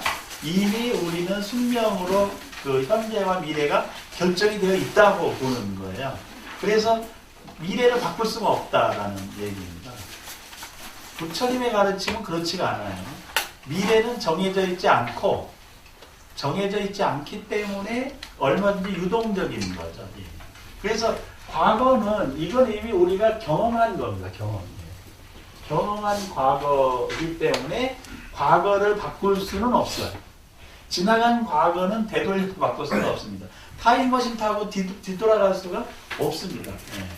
우리가 요즘 뭐 타임머신 타고 어쩌고 얘기하는데 그것도 그게 이제 과거를 볼 수 있다고 얘기를 해요. 그게 이 은하계 중심이 볼록 렌즈와 같아가지고 빛이 이렇게 투과하면은 어떤 것은 휘어져 가기 때문에 늦게 가고 어떤 건 질러가기 때문에 좀 빨리 가니까 빨리 가는 빛을 늦게 오는 빛을 볼 수가 있는 거죠. 그러니까 지난 과거를 볼 수가 있다라고 얘기를 해요. 그러나 지난 과거를 본다고 해도 그 과거로 돌아갈 수는 없는 거예요. 이 시간이 개입이 되면서 이미 상황이 바뀌어져 버린 겁니다. 그 시계를 거꾸로 되돌릴 수가 없어요. 우리가 역사의 과거로 돌아갈 수가 없습니다. 그런데 요즘 명불허전이라는 드라마가 있는데 거기서는 예? 네, 조선시대하고 현대 왔다 갔다 해요. 그건 드라마니까 픽션으로 가능한 거지 현실은 그렇게 될 수가 없습니다. 그래서 그 왜 우리 인터스텔라라는 뭐 그런 영화 있었잖아요. 거기도 보면 과거를 보잖아요. 근데 과거를 본다고 해서 과거로 들어갈 수는 없다. 네. 이미 바뀌어 있기 때문에. 그러니까 이게 그 과거에 대한 지혜는 숙명으로 이미 경험한 것인데 경험을 바꿀 수는 없어요. 그러면 뭐가 바뀌어요? 현재와 미래가 다 바뀌게 되어 있는 거예요. 그래서 이 과거를 안다라고 하는 것은 결국 그 과거가 만들어낸 결과물을 가지고 과거를 아는 것이지, 예, 그냥 그 과거로 쏙 들어가서 보는 건 결코 없다. 그런 일은 없다. 예, 그러니까 이 과거에 대한 지혜도 어디서 오냐면 현재에서 오는 거예요. 현재. 그러니까 그 현재의 그 모습을 보면 과거는 원인이고 현재는 결과다. 예. 이 측면에서 과거를 아는 것이지. 그러니까 현재의 결과를 보면 결과를 일으키는 원인이 뭔지를 안다. 라는 면에서 숙명령인 거예요, 이게. 그리고 그렇게 보면은 이것은 결국 뭘 깨우친 것이다? 인과법을 깨우친 것이다. 인과법.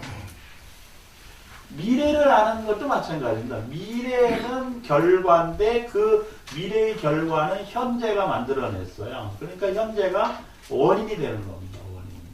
그런데 현재의 원인을 안다고 해서 미래의 결과를 다 예측할 수가 없습니다. 왜 그러냐 하면 그 원인이 두 가지가 있는 거예요. 하나는 그 의지가 있고 또 하나는 환경이 있고, 이 의지와 환경이 계속 바뀌기 때문에 결과가 어떻게 될 것이다라고 정확하게 예측할 수는 없어요. 그런데 왜 미래를 알 수 있다고 하느냐? 그것은 상수와 변수의 관계 속에서 나타나는 겁니다. 인과도 상수가 있고 변수가 있어요.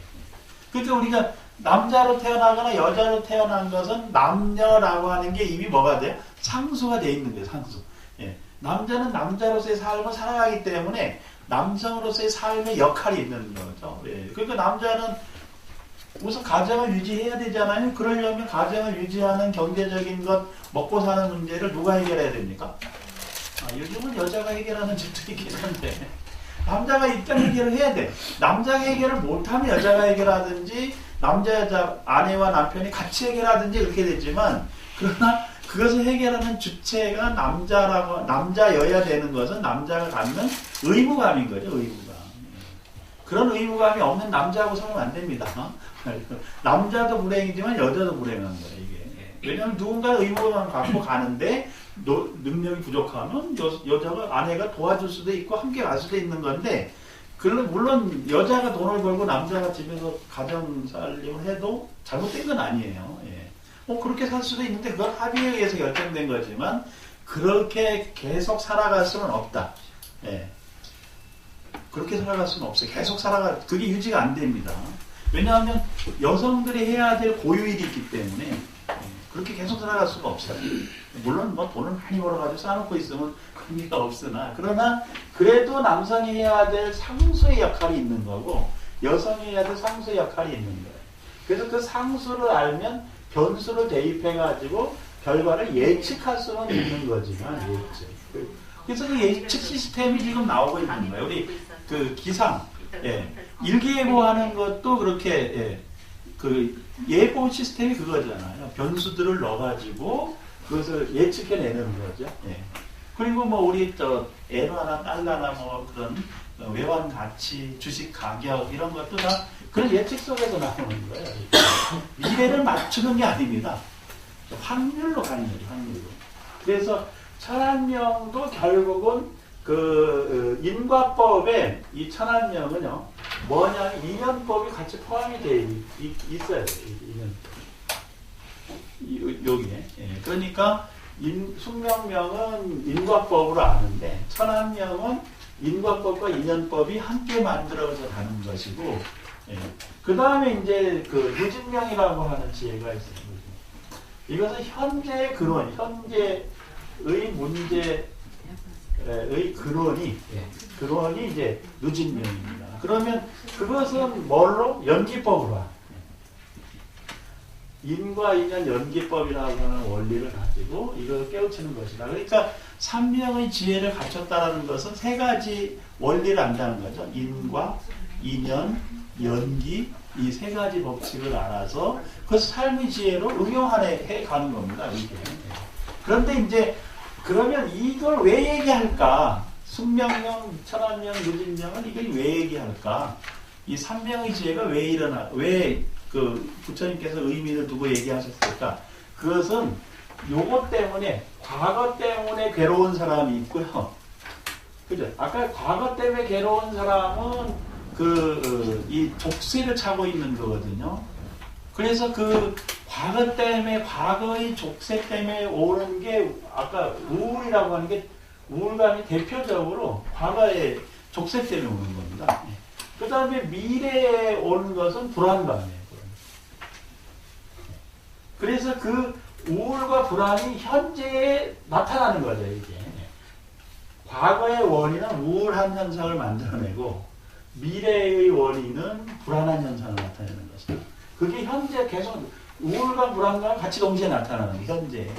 그러니까 현재의 괴로움이라고 하는 것의 근원을 보면은 과거의 원인이 된 것도 있고, 미래의 원인이 된 것도 있고, 현재의 자기가 만들어내가는 것의 문제도 있다는 거예요.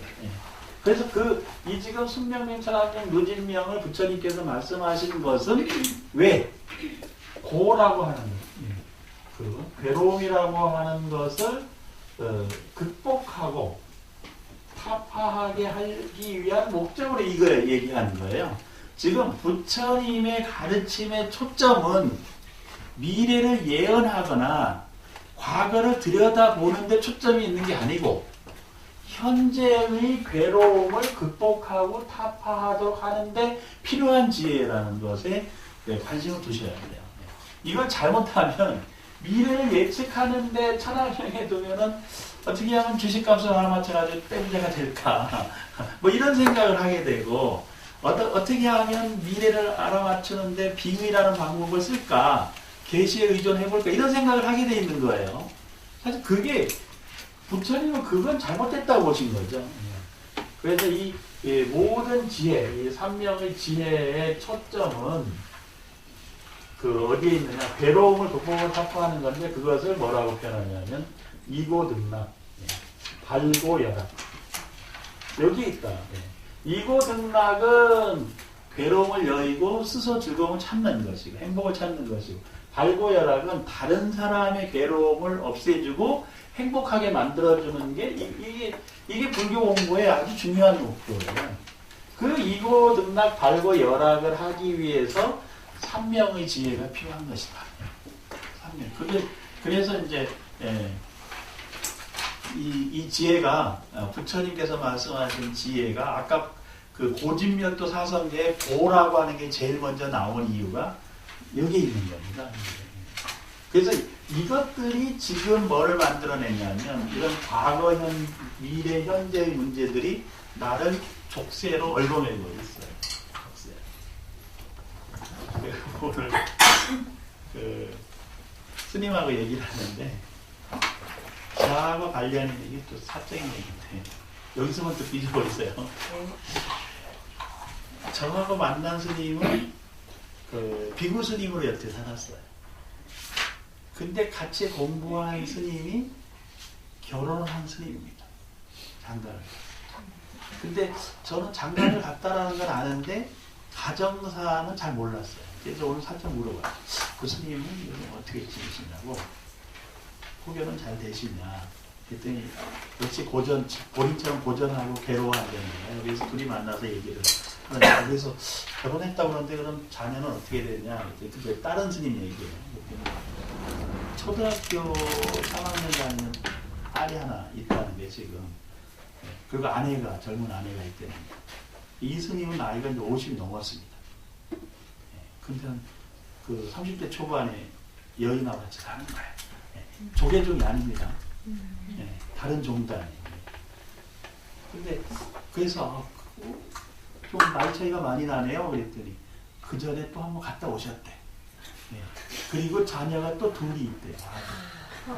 근데 그 아이들은 벌써 결혼할 나이가 됐답니다. 일찍 가가지고. 제가 그랬죠. 굉장히 괴로울 텐데요. 그랬거든요.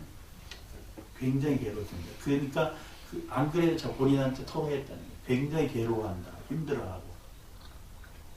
그래서 포교일선에 나오니까 그게 족쇄가 되더라는 거예요. 그래서 그 스님이, 결혼한 스님이 결혼 안 한 스님을 보고 굉장히 부러워하는 것은 이 스님은 본인이 뭘 해야 되겠다 그러면 앞뒤 생각 안 가리고 그냥 하면 되는데 결혼한 스님은 그렇게 못한다는 거예요. 왜냐하면 돈이 들어오면 가족을 먼저 생각해야 되니까. 그건 의무잖아요. 자기가 씨를 뿌려놓고 거두지 않으면 그건 의무니까 당연히 그래 해야 되는 거예요. 그러니까 포교 현장에서 자기 수행도 하고 포교하는 과정에서 보니까 그 결혼 안 한 스님이 되잖아요. 저는 결혼 안 하길 너무 잘했대요.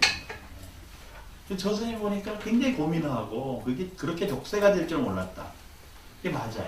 제 얘기를 했죠. 나도 족쇄를 차고 있다. 그분이 내 족쇄고. 요번 추석 때 제가 아는 그 거사님이 과수원을 해요. 배 농장을. 근데 아는데 또 그 과일을 좀 사줘야 되잖아요. 이제 어차피 선물할 거니까. 그래서 그 과수원을 가는데 제가 모시고 있는 그분을 모시고 가야 되잖아요. 그냥 가수는 없어요. 지금 쉬는 날인데 모시고 가야 돼. 집에 있는데. 그 모시고 가는데 또 그분이 좋아하는 게 밤을 줍는 거 좋아해요. 근데 내가 전화를 했지. 거사님, 지금 가면 밤을 주실 수 있습니까? 그랬더니 그 거사님이 오시라고 밤을 주실 수 있습니다. 제가 보기엔 그 거사님이 밤을 뿌려놨어요. 주실 수 있게. 근데 제가 모시고 사는 그분은 그 밤나무 밑에 가서 밤 줍는 게 그렇게 꿈의 희망이고 뭐 그게 왜 좋아? 우리는 어려서 맨날 밤 줍는데 그거 찔리고 얼마나 그게 밤 주우라고 해도 죽기가 싫어요. 왜냐하면 그 찔렸다는 그 아픔이 있어가지고. 근데 이분은 밤을 주워본 일이 없어. 그러니까 어디 가서 밤을 주워려고 갔는데 다 껍질만 있고. 그러니까 이제 요즘은 밤나무가 들어있으면 다 주워가잖아요. 그걸 전부로 가지고 그 주워라 다니면서 그 생업을 하는 분들이 계셔요. 그러니까 보통 사람은 밤을 주울 일이 별로 줍질 못해요. 예. 그래가지고 돈 주고 줍는 데가 있잖아요, 또. 근데 거기도 밤을 뿌려놓은 데니까요. 모르셨죠, 이거? 그래가지고 제가 이제 간 데니까 우리 거사님이 아무래도 내가 보기엔 밤 몇 개 뿌려놓은 것 같아. 그러니까 이제 제가 모시는 그분은 그냥 밤 줍는 재미가 이제 있는 거죠. 이렇게 주웠는데 이게 밤이 또 자라. 그러니까 불만이 있는 거야. 아니 주웠으면 그걸로 기뻐해야 되잖아요. 주웠는데 보니까 밤이 너무 자라. 이건 제사했을 수도 없고 까먹자니 식품만 들고 뭐 이런 밤이 다 있어. 근데 이제 나오려고 하니까 그 배 농사 짓는 농장에 우리 이제 밤나무를 심어 놓은 겁니다. 근데 그 밤을 파는 게 아니고 뭐 여하튼 적당히 이제 먹으려고 해놨는데 그러니까 제가 이제 나오는데 그 얘기를 들었어. 그 배를 파시는 분이 이제 우리 그분 쭈말거리는 얘기를 들었어. 아니 뭐 벌레 이건 뭐 흠짝도 안 나오네 이러면서 쭈말거리니까 이제 배를 제가 5박스 샀거든요. 사실은 배를 우리 집 앞에서 사는 게 싸. 농장 가니까 더 비싼 거야. 사실 그분도 농장에 무슨 기름 달러 가면서 거기 왜 가냐. 그래서 저는 사줘야 되잖아요. 그러니까 그때 사줘야 된다고 얘기하기가 그런 거예요. 이게. 그래서 밤주스로 가자. 그래서 시골을 했지. 근데 그분이 이제 그걸 들었어요. 근데 제가 아는 거사님이 이제 안 계시고 그 형님이 계시는데 형님이 그 얘기를 들었어. 내가 보니까. 그래가지고 이제 배박스를 다 싣고 나니까 그분이 밤을 한 뭉탱이를 준비했다가 주시더라고요. 그러니까 이제 그분은 기분이 좋아졌어. 좋은 밤은 이게 전부 생쇼인데 그렇잖아요. 저는 다 알고 있잖아요 지금. 아, 내가 아는 거사님이 나를 위해서 지금 다 배려를 해놨구나 라고 하는 걸 알고 있는데 그걸 전혀 모르는 그분은 이게 그냥 저절로 이루어지는, 우연히 이루어지는 것으로 생각하는데 세상에 우연은 없는 거예요. 네, 우연은 없습니다. 그래서 그 올해 그 소고기가 1kg에 170만 원 간 거 아시나요? 엄청 비쌌어요. 근데 제가 요번에 추석에 강릉에 절에 갔더니 그 170만 원까지 간 송이가 2박스가 있더라고요. 오라. 웬 송이야? 네. 그래서 송이로 라면을 끓여 먹는 사람입니다. 그게 20송이에 170만 원이면은 한 송이 값이 얼마나 있어요? 네, 한번 계산해 보시면 나오잖아요. 그때 이제 저도 궁금했어요. 내가 왜 송이를 먹게 됐을까? 알고 봤더니 거기에 저 말고 온 손님이 하나 있더라고요. 그 손님이 중앙에 굉장히 힘이 있는 분이에요. 예, 그런데 그 강릉 지역과 관련된 데 공덕이 커, 이분이에요. 예, 공덕이 굉장히 커. 이게 얘기하면 새 나갈까 하지 못하는데 엄청난 공덕을 지었어요. 그러니까 그 지역의 군수님이 송이를 들고 쫓아온 거예요. 뭔 말인지 아시겠죠? 그런데 그 거사님하고 나하고 6개월 만에 거기서 다시 만났어요. 6개월 전에 만나고 그분도 6개월 만에 왔는데 공교롭게 서로 약속을 안 했는데 그날 또 온 거예요. 예. 그래가지고 그 송이 파티를 했습니다. 전에서. 그러면 제가 송이를 먹은 게 그 이미 정해진 걸까요? 아닙니다. 예. 그런데 여튼 먹게 된 것은 조건이 맞아 떨어져 가지고 이루어진 일이지 정해진 건 아니라는 거예요. 세상 일이. 그리고 저도 7시간 반 걸려가지고 강릉을 갔기 때문에 그 공덕이 있어가지고 그 송이를 한 송이 먹은 거지, 예, 한 송이는 아니다. 많이 먹었는데. 근데 그래서 이제 미래의 우리가 생각하는 미래는 의지와 조건이 맞아 떨어져서 만들어가는 것이고, 그리고 그 만들어가는 과정에 자기가 직면하고 있는 괴로움들을 벗어나게 해주는 지혜가 이 속에 들어있는 것이고, 그런데 이제 이거는 자기 문제를 해결하는 지혜예요. 지혜는 자리해. 한자로 쓰면 이렇게 씁니다. 자리해. 자기의 문제를 해결하는, 예, 지혜입니다. 그런데 이제 육통이 있어요. 육통이라고 하는 것은 타인의 문제입니다. 타인의 괴로움을 제거해주는 지혜, 제거하는 지혜를 떠나서 능력. 이게 그 타인의 괴로움을 제거해주는 능력, 그게 이제 육신통이라고도 합니다. 육신통. 그리고 그 육신통의 6가지는 저 삼명과 겹쳐요. 3가지가. 그래서 숙명통, 그 다음에 천안통, 그 다음에 무진통, 이렇게 표현을 해요. 이게 이제 아까는 지혜였는데, 이 지혜가 통으로 바뀐 것은 능력이에요. 그런데 이 능력은 뭐냐면 다른 사람을 이롭게 하는 이타행의 능력을 의미하는 거예요. 그러니까 우리가 신통력을 갖춘 나라를 가는 것은 자기를 이롭게 하는 데는 아무짝에 쓸모가 없어요. 다른 사람을 이롭게 하는 데 이게 필요한 겁니다. 다른 사람의 괴로움. 그러니까 여기 보면은 이고등락 발보여라. 왜 똑같은 말을 반복했을까? 이고등락은 자기를 이롭게 하는 행위고, 발보여락은 다른 사람을 이롭게 하는 행위입니다. 그래서 자리행, 이타행이 나눠지는 거예요. 그래서 여기서 이타행은 결국 타인을 이롭게 하는 것이다. 네. 숙명통은 과거에 발목 잡혀가지고 괴로워하는 사람을 과거의 족쇄로부터 풀어나게 해주는 게 숙명통인 거예요. 천안통은 미래의 불안감에 발목 잡혀서 괴로워하는 사람을 미래의 불안감에서 벗어나게 해주는 게 천안통이고, 누진통은 현재 자기의 행위에 의해서 발목 잡힌 사람, 그걸 벗어나게 해주는 게 누진통입니다. 요즘 그 어금니 아빠인가 저 친구 딸 친구 죽여가지고 지금 엄청난 괴로움을 겪고 있는 사람이 있어요. 근데 다 지금 현재의 그 괴로움의 굴레를 이 족쇄를 차고 사는 경우가 굉장히 많다. 저도 그렇고 여러분들도 그렇고. 여러분들은 다 해탈하셨나요? 네. 근데 그 해탈이라고 하는 것은 족쇄를 풀어버리고 자유롭게 그 자기의 의지대로 살아갈 수 있음을 의미하는 겁니다. 근데 네 번째, 다른 사람의 이익되게 하려고 하면 그 사람의 마음을 읽어줘야 되죠. 그렇게 그 사람의 마음을 알려면 타심통. 타심통도 다른 사람의 마음을 읽어가지고 나에게 유리하고 이익되게 쓰면 안 되는 거예요. 예. 그 사람, 그 타심의 심은 괴로워하는 마음입니다.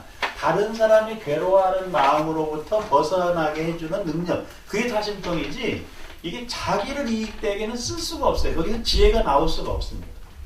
그 다음에 이제 다섯 번째가 천이통.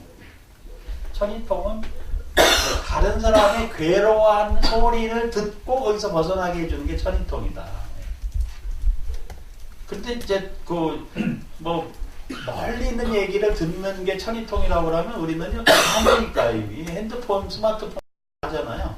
예, 뭐 영국에서 무슨 일이 있는지, 저 스페인에서 그 까따르링 어딘가 독립한다고 하는 거 우리가 다 듣고 있잖아요. 그 천이통이. 근데 그걸 천이통이라고 하는 게 아닙니다. 누군가 괴로워하는 소리를 내면 그것을 듣고 그 괴로움에서 벗어나게 해주는 게 천이통이죠. 여섯 번째가 이제 심적통. 심족통. 이것은 누군가 괴로워하면 달려가서 구제해 줄 수 있는 능력이 심족통이에요. 그래서 옛날에는 그거 무슨 축지법을 쓰는 거 심적통이라고 한다면 저도 매일 축지법 써요. 자동차 타고 다니고 비행기 타고 다니고 다 축지법이잖아요. KTX 타고 더 빠르고 비행기 타고 더 빠르고 그거 심적통이 아닙니다. 누군가 괴로워하고 힘들어하고 어려움에 빠졌을 때 달려가서 도와주고 그 괴로움에서 벗어나게 해주는 능력을 갖췄을 때 그것을 심적통이라고 한다.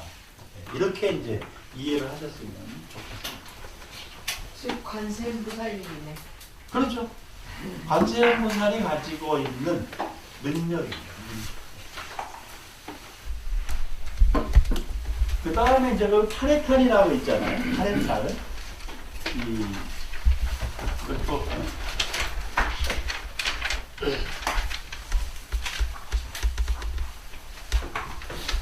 8가지 그 해탈.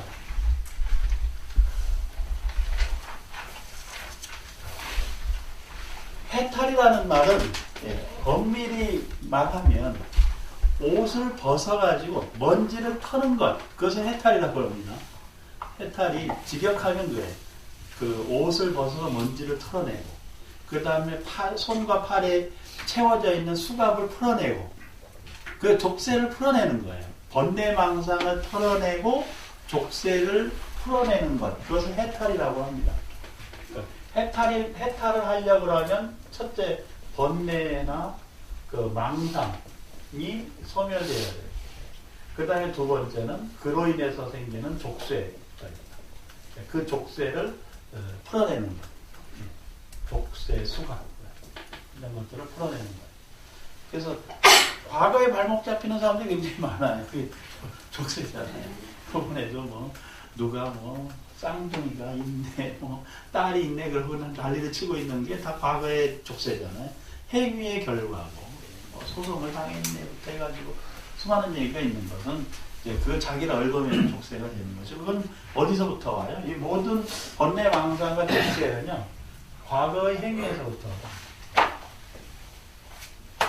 그래서 아까 이 숙명통이라고 하는 것, 숙명통, 천안통, 누진통의 고통을 벗어나는 게 해탈인데, 그 해탈에 8가지 그 해탈의 단계가 있다라고 하는 겁니다. 근데 이게 조금 이제 개념이 어려운데 잘 좀 메모를 하시고 보시면 됩니다. 그 첫 번째가 내 유색상, 이 말이 좀 길어요.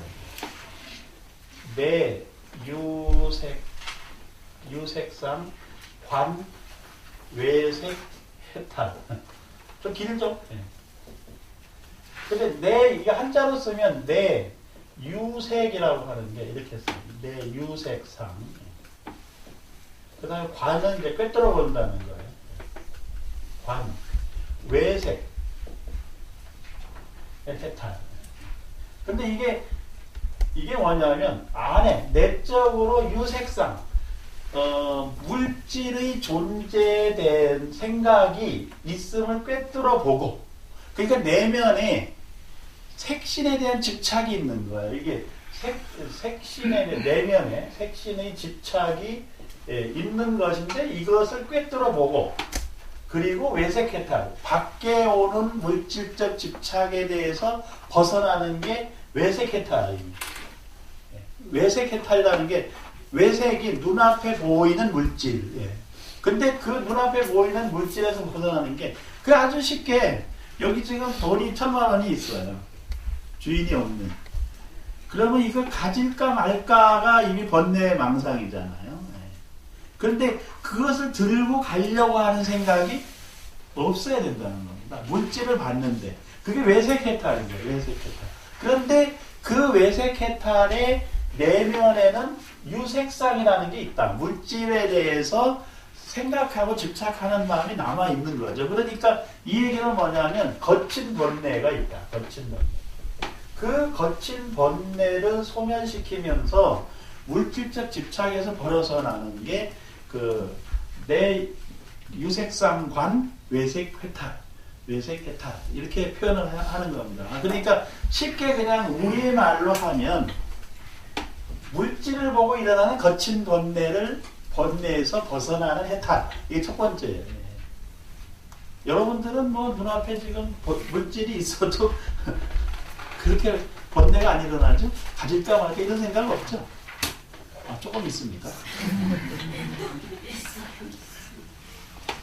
이번에 제가 이 문제 때문에 내가 공부가 부족하다라고 하는 느낌이 있어요.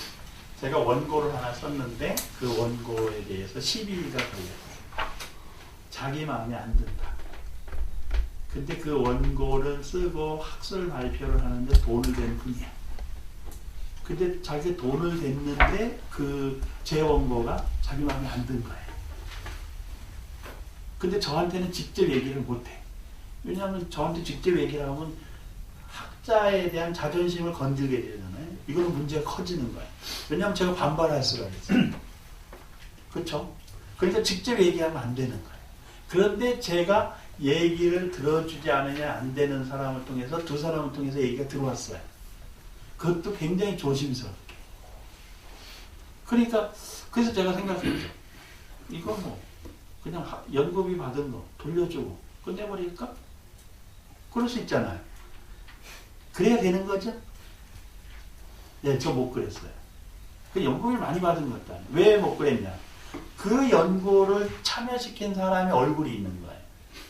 그 사람의 관계가 깨질 수도 있고 그 사람이 나를 배려해서 넣었는데 그래서 자기네 그 논문의 한 부분을 나에게 연구를 시켰는데 그거를 그냥 없던 일로 하고 돈 돌려주고 끝내면 굉장히 깨끗하게 해결이 되는 건데 그게 바로 이 문제입니다.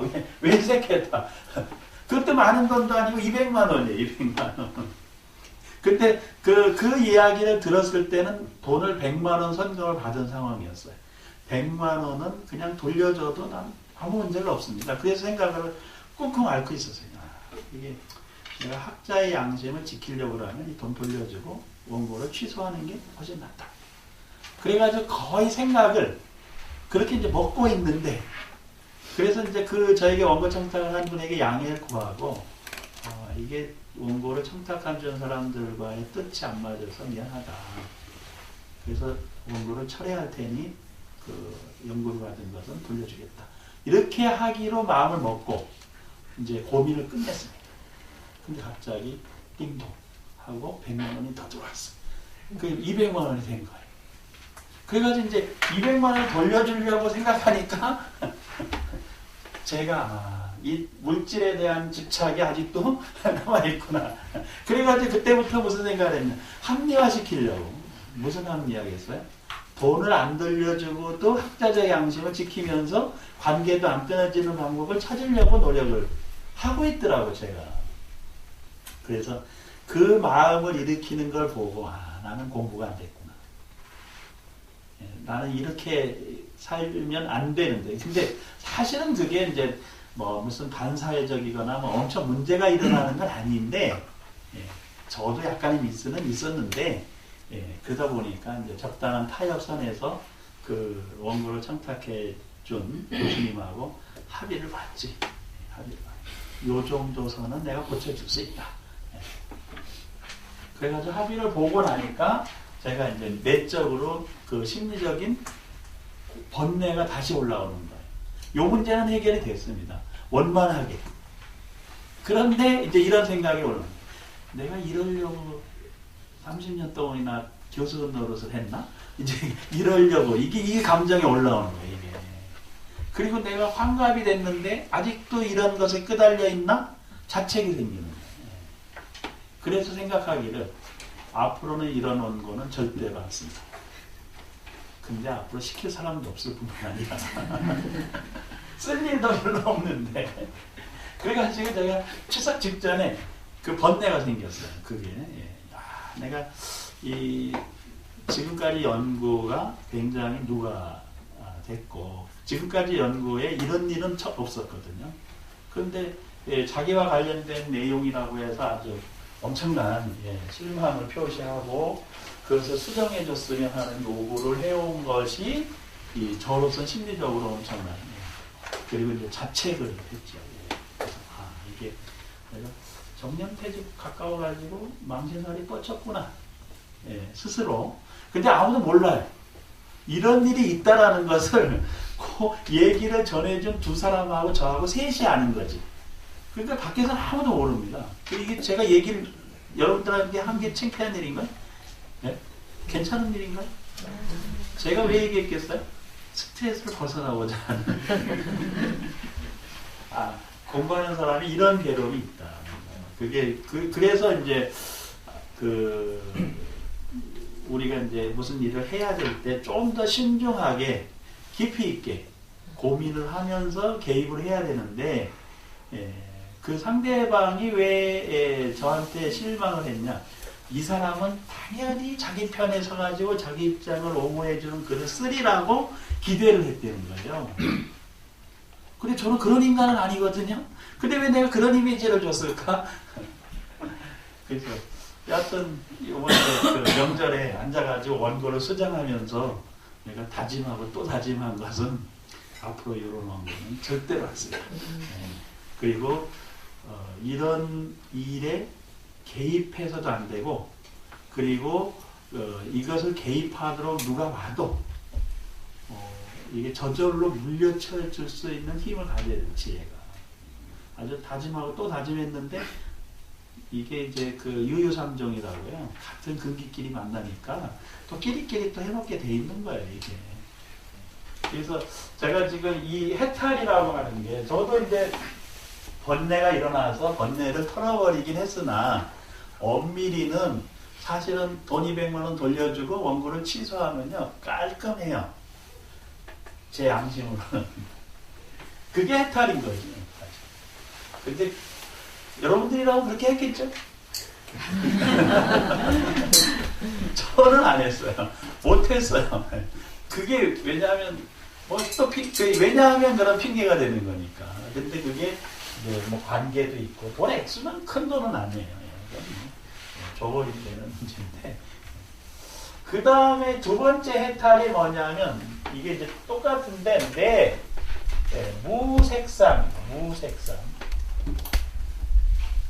무색상이 똑같아요. 나머지는 관외색 해탈. 그러니까 내 무색상 관외색 해탈. 이건 똑같습니다.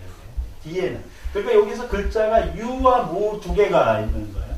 무색상이라고 하는 것은 이제 물질적 조건을 넘어선 이겁니다. 물질적 조건을 넘어선 생각 속에서 외색해탈. 눈앞에 어떤 문제가 왔을 때 이거는 관념적인 거예요. 관념, 이념 이런 거. 사실 이제 이거와 연관된 약간의 번뇌가 일어난 게 어느 절에 갔더니요. 그 거사님 한 분이 저한테 교수님 저 오래간만입니다. 인사를 하고 교수님은 촛불 시위에 대해서 어떻게 생각하십니까? 이렇게 물어요 저한테.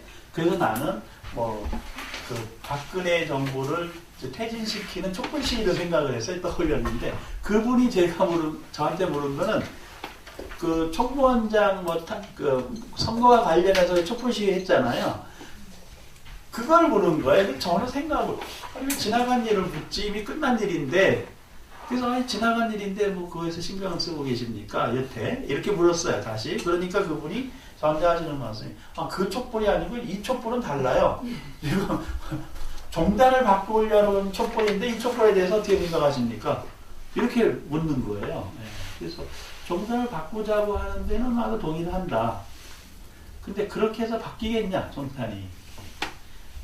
나는 그렇게 해서 바뀐다고는 생각하지 않는다. 여하튼 뭐 그런 원력을 가지고 촛불 시위 한다면 열심히 하시라. 네, 그것까지는 내가 반대하진 않으나 근데 나한테 와서 그 촛불 시위에 참여하라 라고 하면 나는 안 가거든요. 근데 그분이 답장을 저한테 촛불 시위에 대해서 어떻게 생각하십니까? 그러니까 이제 저도 그게 번뇌가 일어났어요. 이게 사실은 종단이 바뀌고 변화해야 되는 당위성에 대해서 저도 동의를 하지만 그 바꾸는 방법에 대해서는 여러 가지 방법이 있는 거고 그리고 종단의 조건과 상황 그리고 종도들의 근기가 작용해서 오늘의 모습을 이루고 있는 거거든요. 그래가지고 막 신문에다가 안 그래도 그 광고를 했잖아요.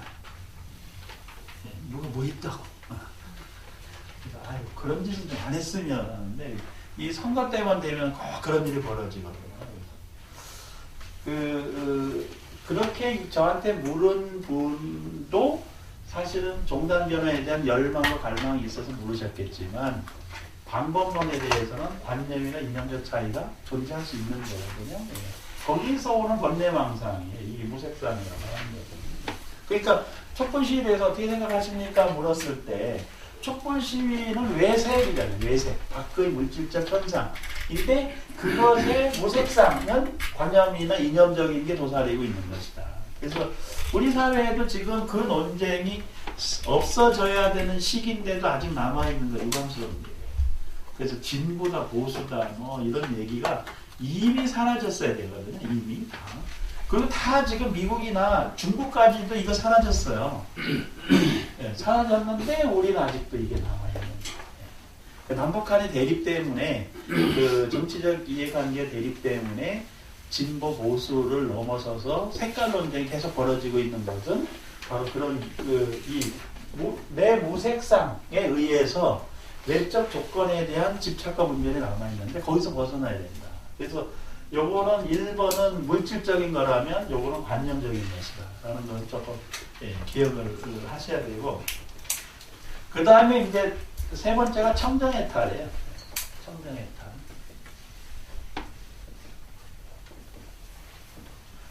이 청정해탈 뒤에 수식어가 좀 붙긴 하는데 그것은 신작증 구족주라고 신작증 구족주 몸으로 지어 증득하고 부족해낸 삶 속에서의 정해탈. 그러니까 이게 신작증 구족주라고 하는 것 이거 빼도 되는데 신작증 구족주 이렇게. 그런데 이것은 몸으로 행위를 하는 데 있어서 지혜와 복덕을 갖춘 청정해탈을 의미합니다. 청정해탈이. 그래서 이제 일상생활에서 청정한 마음으로 번뇌와 망상을 일으키지 않고 살아가는 것 이게 정해탈, 청정해탈의 단계입니다. 그래서 이 청정해탈이라고 하는 것은 결국 이 세 가지를 해탈의 단계로 들어가는데 하는 수행법이 뭐냐면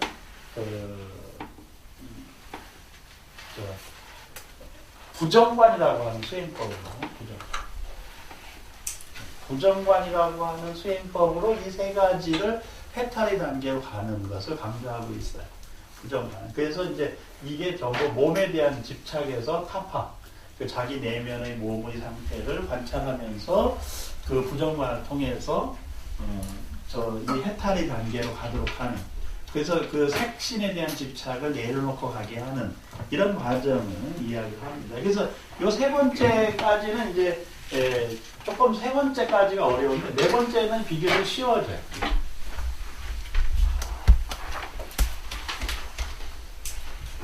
네 번째는 뭐냐? 공무변처 해탈. 그 다음에 다섯 번째가 식무변처 해탈. 여섯 번째가 그 무소유처.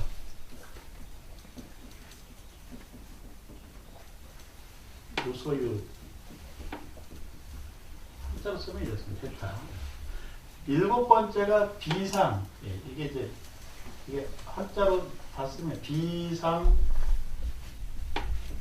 비비상. 한자로 써서 어려운 거지. 비비상처 해탈. 그리고 그 여덟 번째가 이제 그 멸수상정. 그 멸수상정 해탈.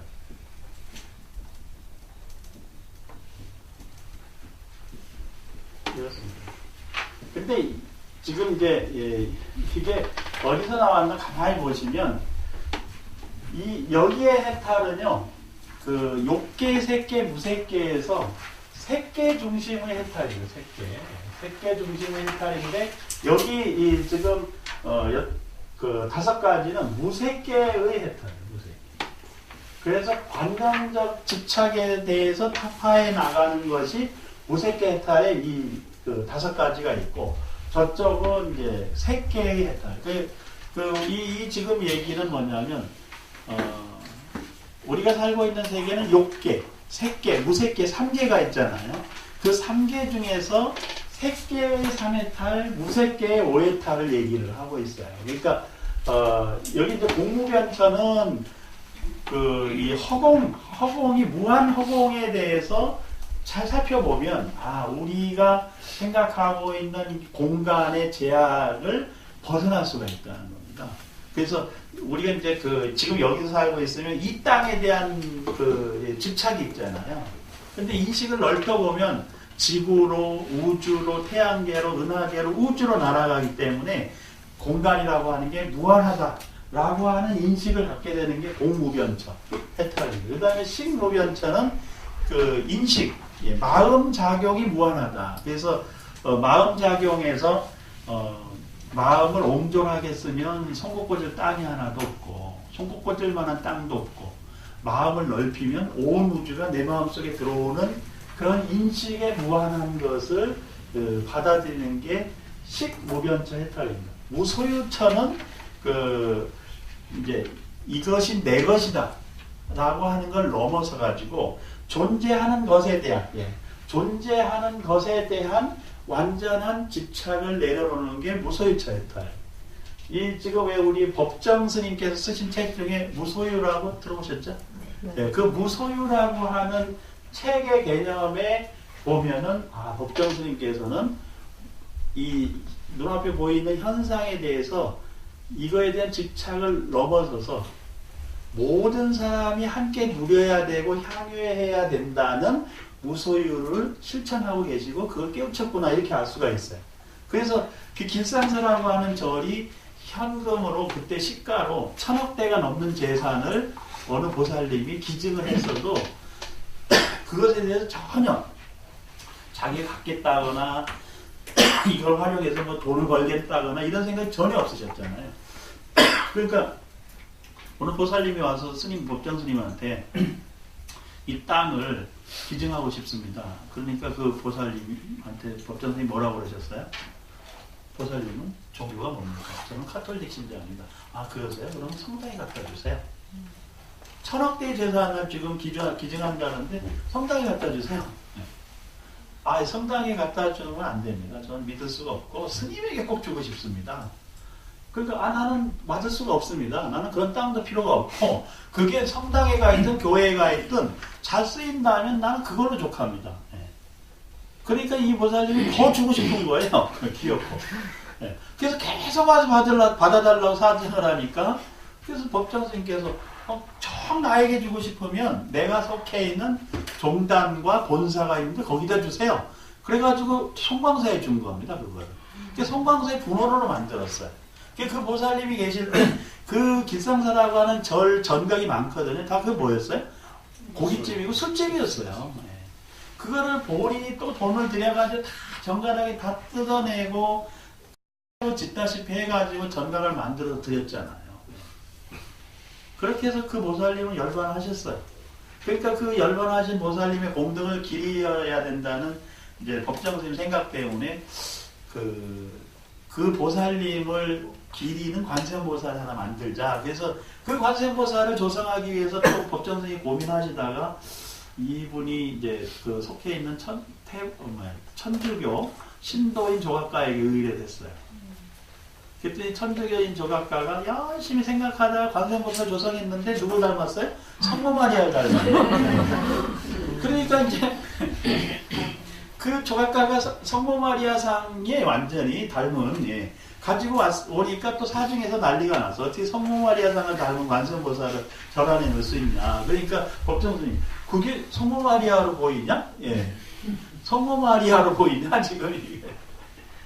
그래가지고 성모 마리아상으로 보이는 근데 그것은요 그렇게 보면 보여요. 안 보면 안 보입니다. 그래서 그 법정 스님께서 하신 그 행위들 자체가 무소유처 해탈의 경지에서 한 행위예요. 예. 이제 이해되시겠죠 이거? 네. 그런데 문제는 법정 스님도 열반하셨어요. 그랬더니 이제 그 주고받은 사람이 다 열반하셨거든요. 그랬더니 그 준 사람의 가족들 중에 일부가 또 그 돌려달라고 소송을 낸 거 아시나요? 그거 모르시죠? 예. 그래가지고 합의를 했어 스님들. 그래가지고 뒤에 있는 테니스장 커튼을 또 띄워줬다. 이거 모르실 거야. 그래서 이게 비상 비비상은요 생각이 있는 것도 아니고 없는 것도 아닌 해탈. 그게 관념적인 것도 물질적인 것도 아닌 생각을 넘어선 해탈이고 멸수삼정은 느낌과 생각이나 선정 자체가 완전히 사라진 그런 해탈을 이야기하고 있어요. 그래서 이 8해탈인데 요거는 나중에 조금 더 보완을 해서 설명할 기회가 있습니다. 참고하시고 이제 8해탈이라고 하는 게 뭔가는 이제 들어보신 거죠. 예. 근데 그 8해탈의 가장 핵심적인 생각은 뭐냐면 아까도 얘기한 것처럼 욕계, 색계, 무색계에서 색계의 집착에 대해서 벗어나는 것, 그 다음에 무색계의 집착에 대해서 벗어나는 것을 설명하고 있다. 그래서 우리가 그 부처님을 표현할 때 3계 도사 사생자부 얘기할 때 3계가 욕계, 색계, 무색계. 그 3계 도사라고 하면은 욕계의 욕망에서 벗어나는 건 물론이고 색계와 무색계의 해탈을 이루어야 되는데 그것을 8해탈을 갖췄다 이렇게 표현하는 거예요. 그래서 이제 여러분들도 뭐 여기까지는 아니지만 여기까지는 지금 오시는 거잖아요. 여기까지는 오셨나요? 예. 그래서 내가 어느 정도 공부가 됐는가를 이제 점검하는 기준이 될 수가 있어요. 눈앞에 보이는 물질적 요소에 대해서 벗어났는지, 관념적 요소에 대해서 벗어났는지, 청정한 그 해탈이 이루어졌는지, 생각이 지금 유지가 되고 있는지, 그 다음에 공무변처, 신무변처, 무소유처, 비상비상처에 대해서 어디서 집착을 이루고 있는, 범하고 있는 게 아닌지를 한번 점검해보는 공부입니다, 이게. 그래서, 내가 스스로, 이날은 요 정도 공부가 되었다라고 이제 알 수가 있죠. 재밌으셨어요? 네. 뒷부분이 조금 어려운 것 같아요. 뭐 질문 없으신가요? 없으시면 오늘 연습 마치도록 하겠습니다. 수고하셨습니다.